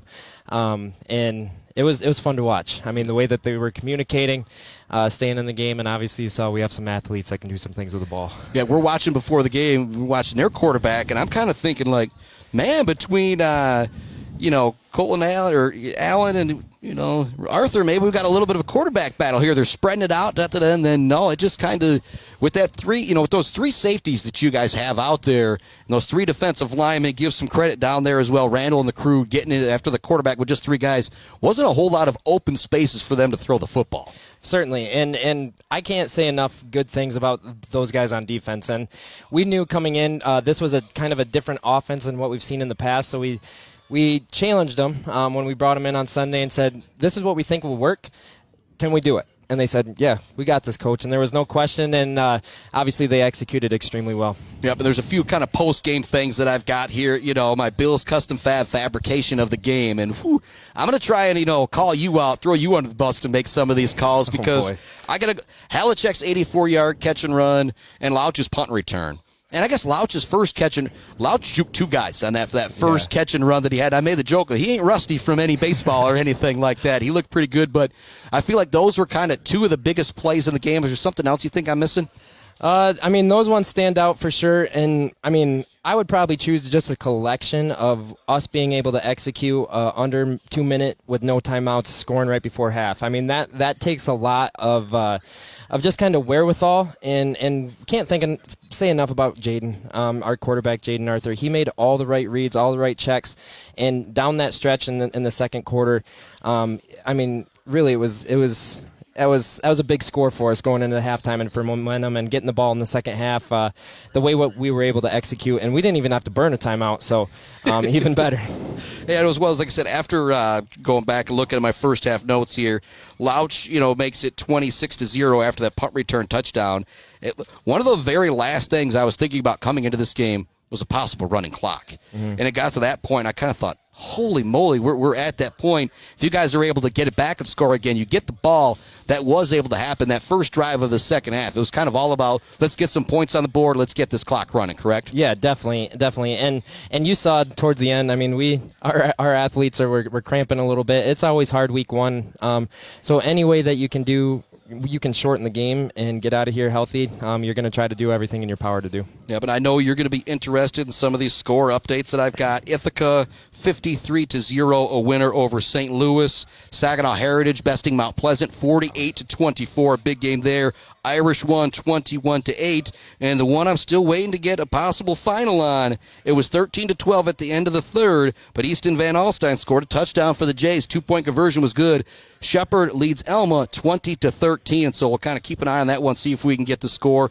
And got our Zaid Batchelder, baller of the game. He was a guy who, kind of hung out with me doing some games, one of my biggest fans who passed on, so keeping his memory alive with this. Kind of the last thing to talk about. I guess the Mumford Oil and Supply assist of the game. I mean, that one goes to Jayden Arthur all the way. And sure. Weber Brothers Sawmill Timber of the game. I got to start remembering all my sponsors here as I get rolling on things. I felt like that should maybe go to a crew of guys. Brendan Burton, James Edinburgh, Dawson Babcock, Nick Sabish, Chase Randall. When you don't call the offensive line's name very much, that means they're doing a really good job. How stout were they for you? Definitely, and that was kind of the big question mark going into our offseason, is we knew we lost 4 starters. So what were we going to do up front? And the way that they were able to kind of buy into what we were doing, and we challenged some guys. Dawson Babcock went from right tackle, now he's their starting center. Chase Randall was a tight end, and he bought into the team concept, and now he's our right tackle. So, and just those little things, I mean, they pay huge dividends, and just understanding the team concept of yep, I got to do this for the team. This is what's going to create team success. No question. Yeah, Chase Randall, I watched some highlights, of you guys in the spread last year. Him making some big catches and doing to have a guy going into his senior year say, you know what? I'm going to be better. Right tackle is going to be more. How much does that help your program going forward to have a guy like that? Oh, tremendous. I mean, he's a situation like that you will always be able to point to as a coach. Like, listen, this is a 3-year starter. This isn't just somebody coming up from the junior varsity. This is a 3-year starter for us, and he's willing to kind of move in to be an offensive tackle and do a tremendous job with us with it. And not only that, just become the leader of that group. Just the complete buy-in, and that's what we've been preaching for our program for a long time. So super proud of Chase and the rest of the offensive line that you mentioned. Yeah, Zaid Batchelder, baller of the game. I'm going to put it on you. Like I said, Alexander, 3 TDs and a pick.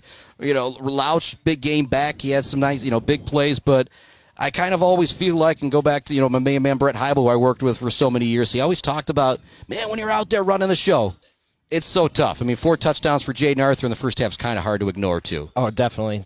And, I mean, I could give a game ball to any of those guys that you mentioned. I mean, it's fun, and even Halachek. And because with what we do in our offense, we're asking those guys to block a lot. It's not just a turn around and hand them the ball. Like, you may only get it 3 times in the first half, but you're gonna have to block, and your time will come. So them doing that on the edge and doing just a tremendous job is huge. And Halachek with 2 catches, 140 yards, would have been 160 and 2 touchdowns too. But we'll talk about that in the podcast later this week or something like that. But Coach Sprenger, man, go celebrate with your team. 51-6, man. A great first broadcast here at the Mid-Michigan Sports Network. I can't thank you enough, man. Congratulations. Yeah, thanks a lot for coming, guys. Yep, not a problem. And thank you guys so much out there for listening. Kind of wrap up things here on the Mid-Michigan Sports Work. Coming up next, tomorrow night, Ravenna, Beale City. Next Thursday, it is Ithaca, Standish Sterling. Next Friday, it is Shepherd, Millington. After that, we've got a whole bunch more volleyball coming up as well. And a big thank you to all of our sponsors, the MHSA and the NFHS Network, where you can find just about every high school game. And thanks to you for listening to the Mid-Michigan Sports Network. Follow me on Facebook. Follow me on SoundCloud. We're getting that YouTube live figured out. We will be live hopefully tomorrow night, if not next week, with the YouTube stuff. But thanks to everybody for joining me. Remember, you can find everything, links to everything, at MidMichiganSportsNetwork.com. Chris Bachman signing off. Until next time from Clare on the Mid-Michigan Sports Network.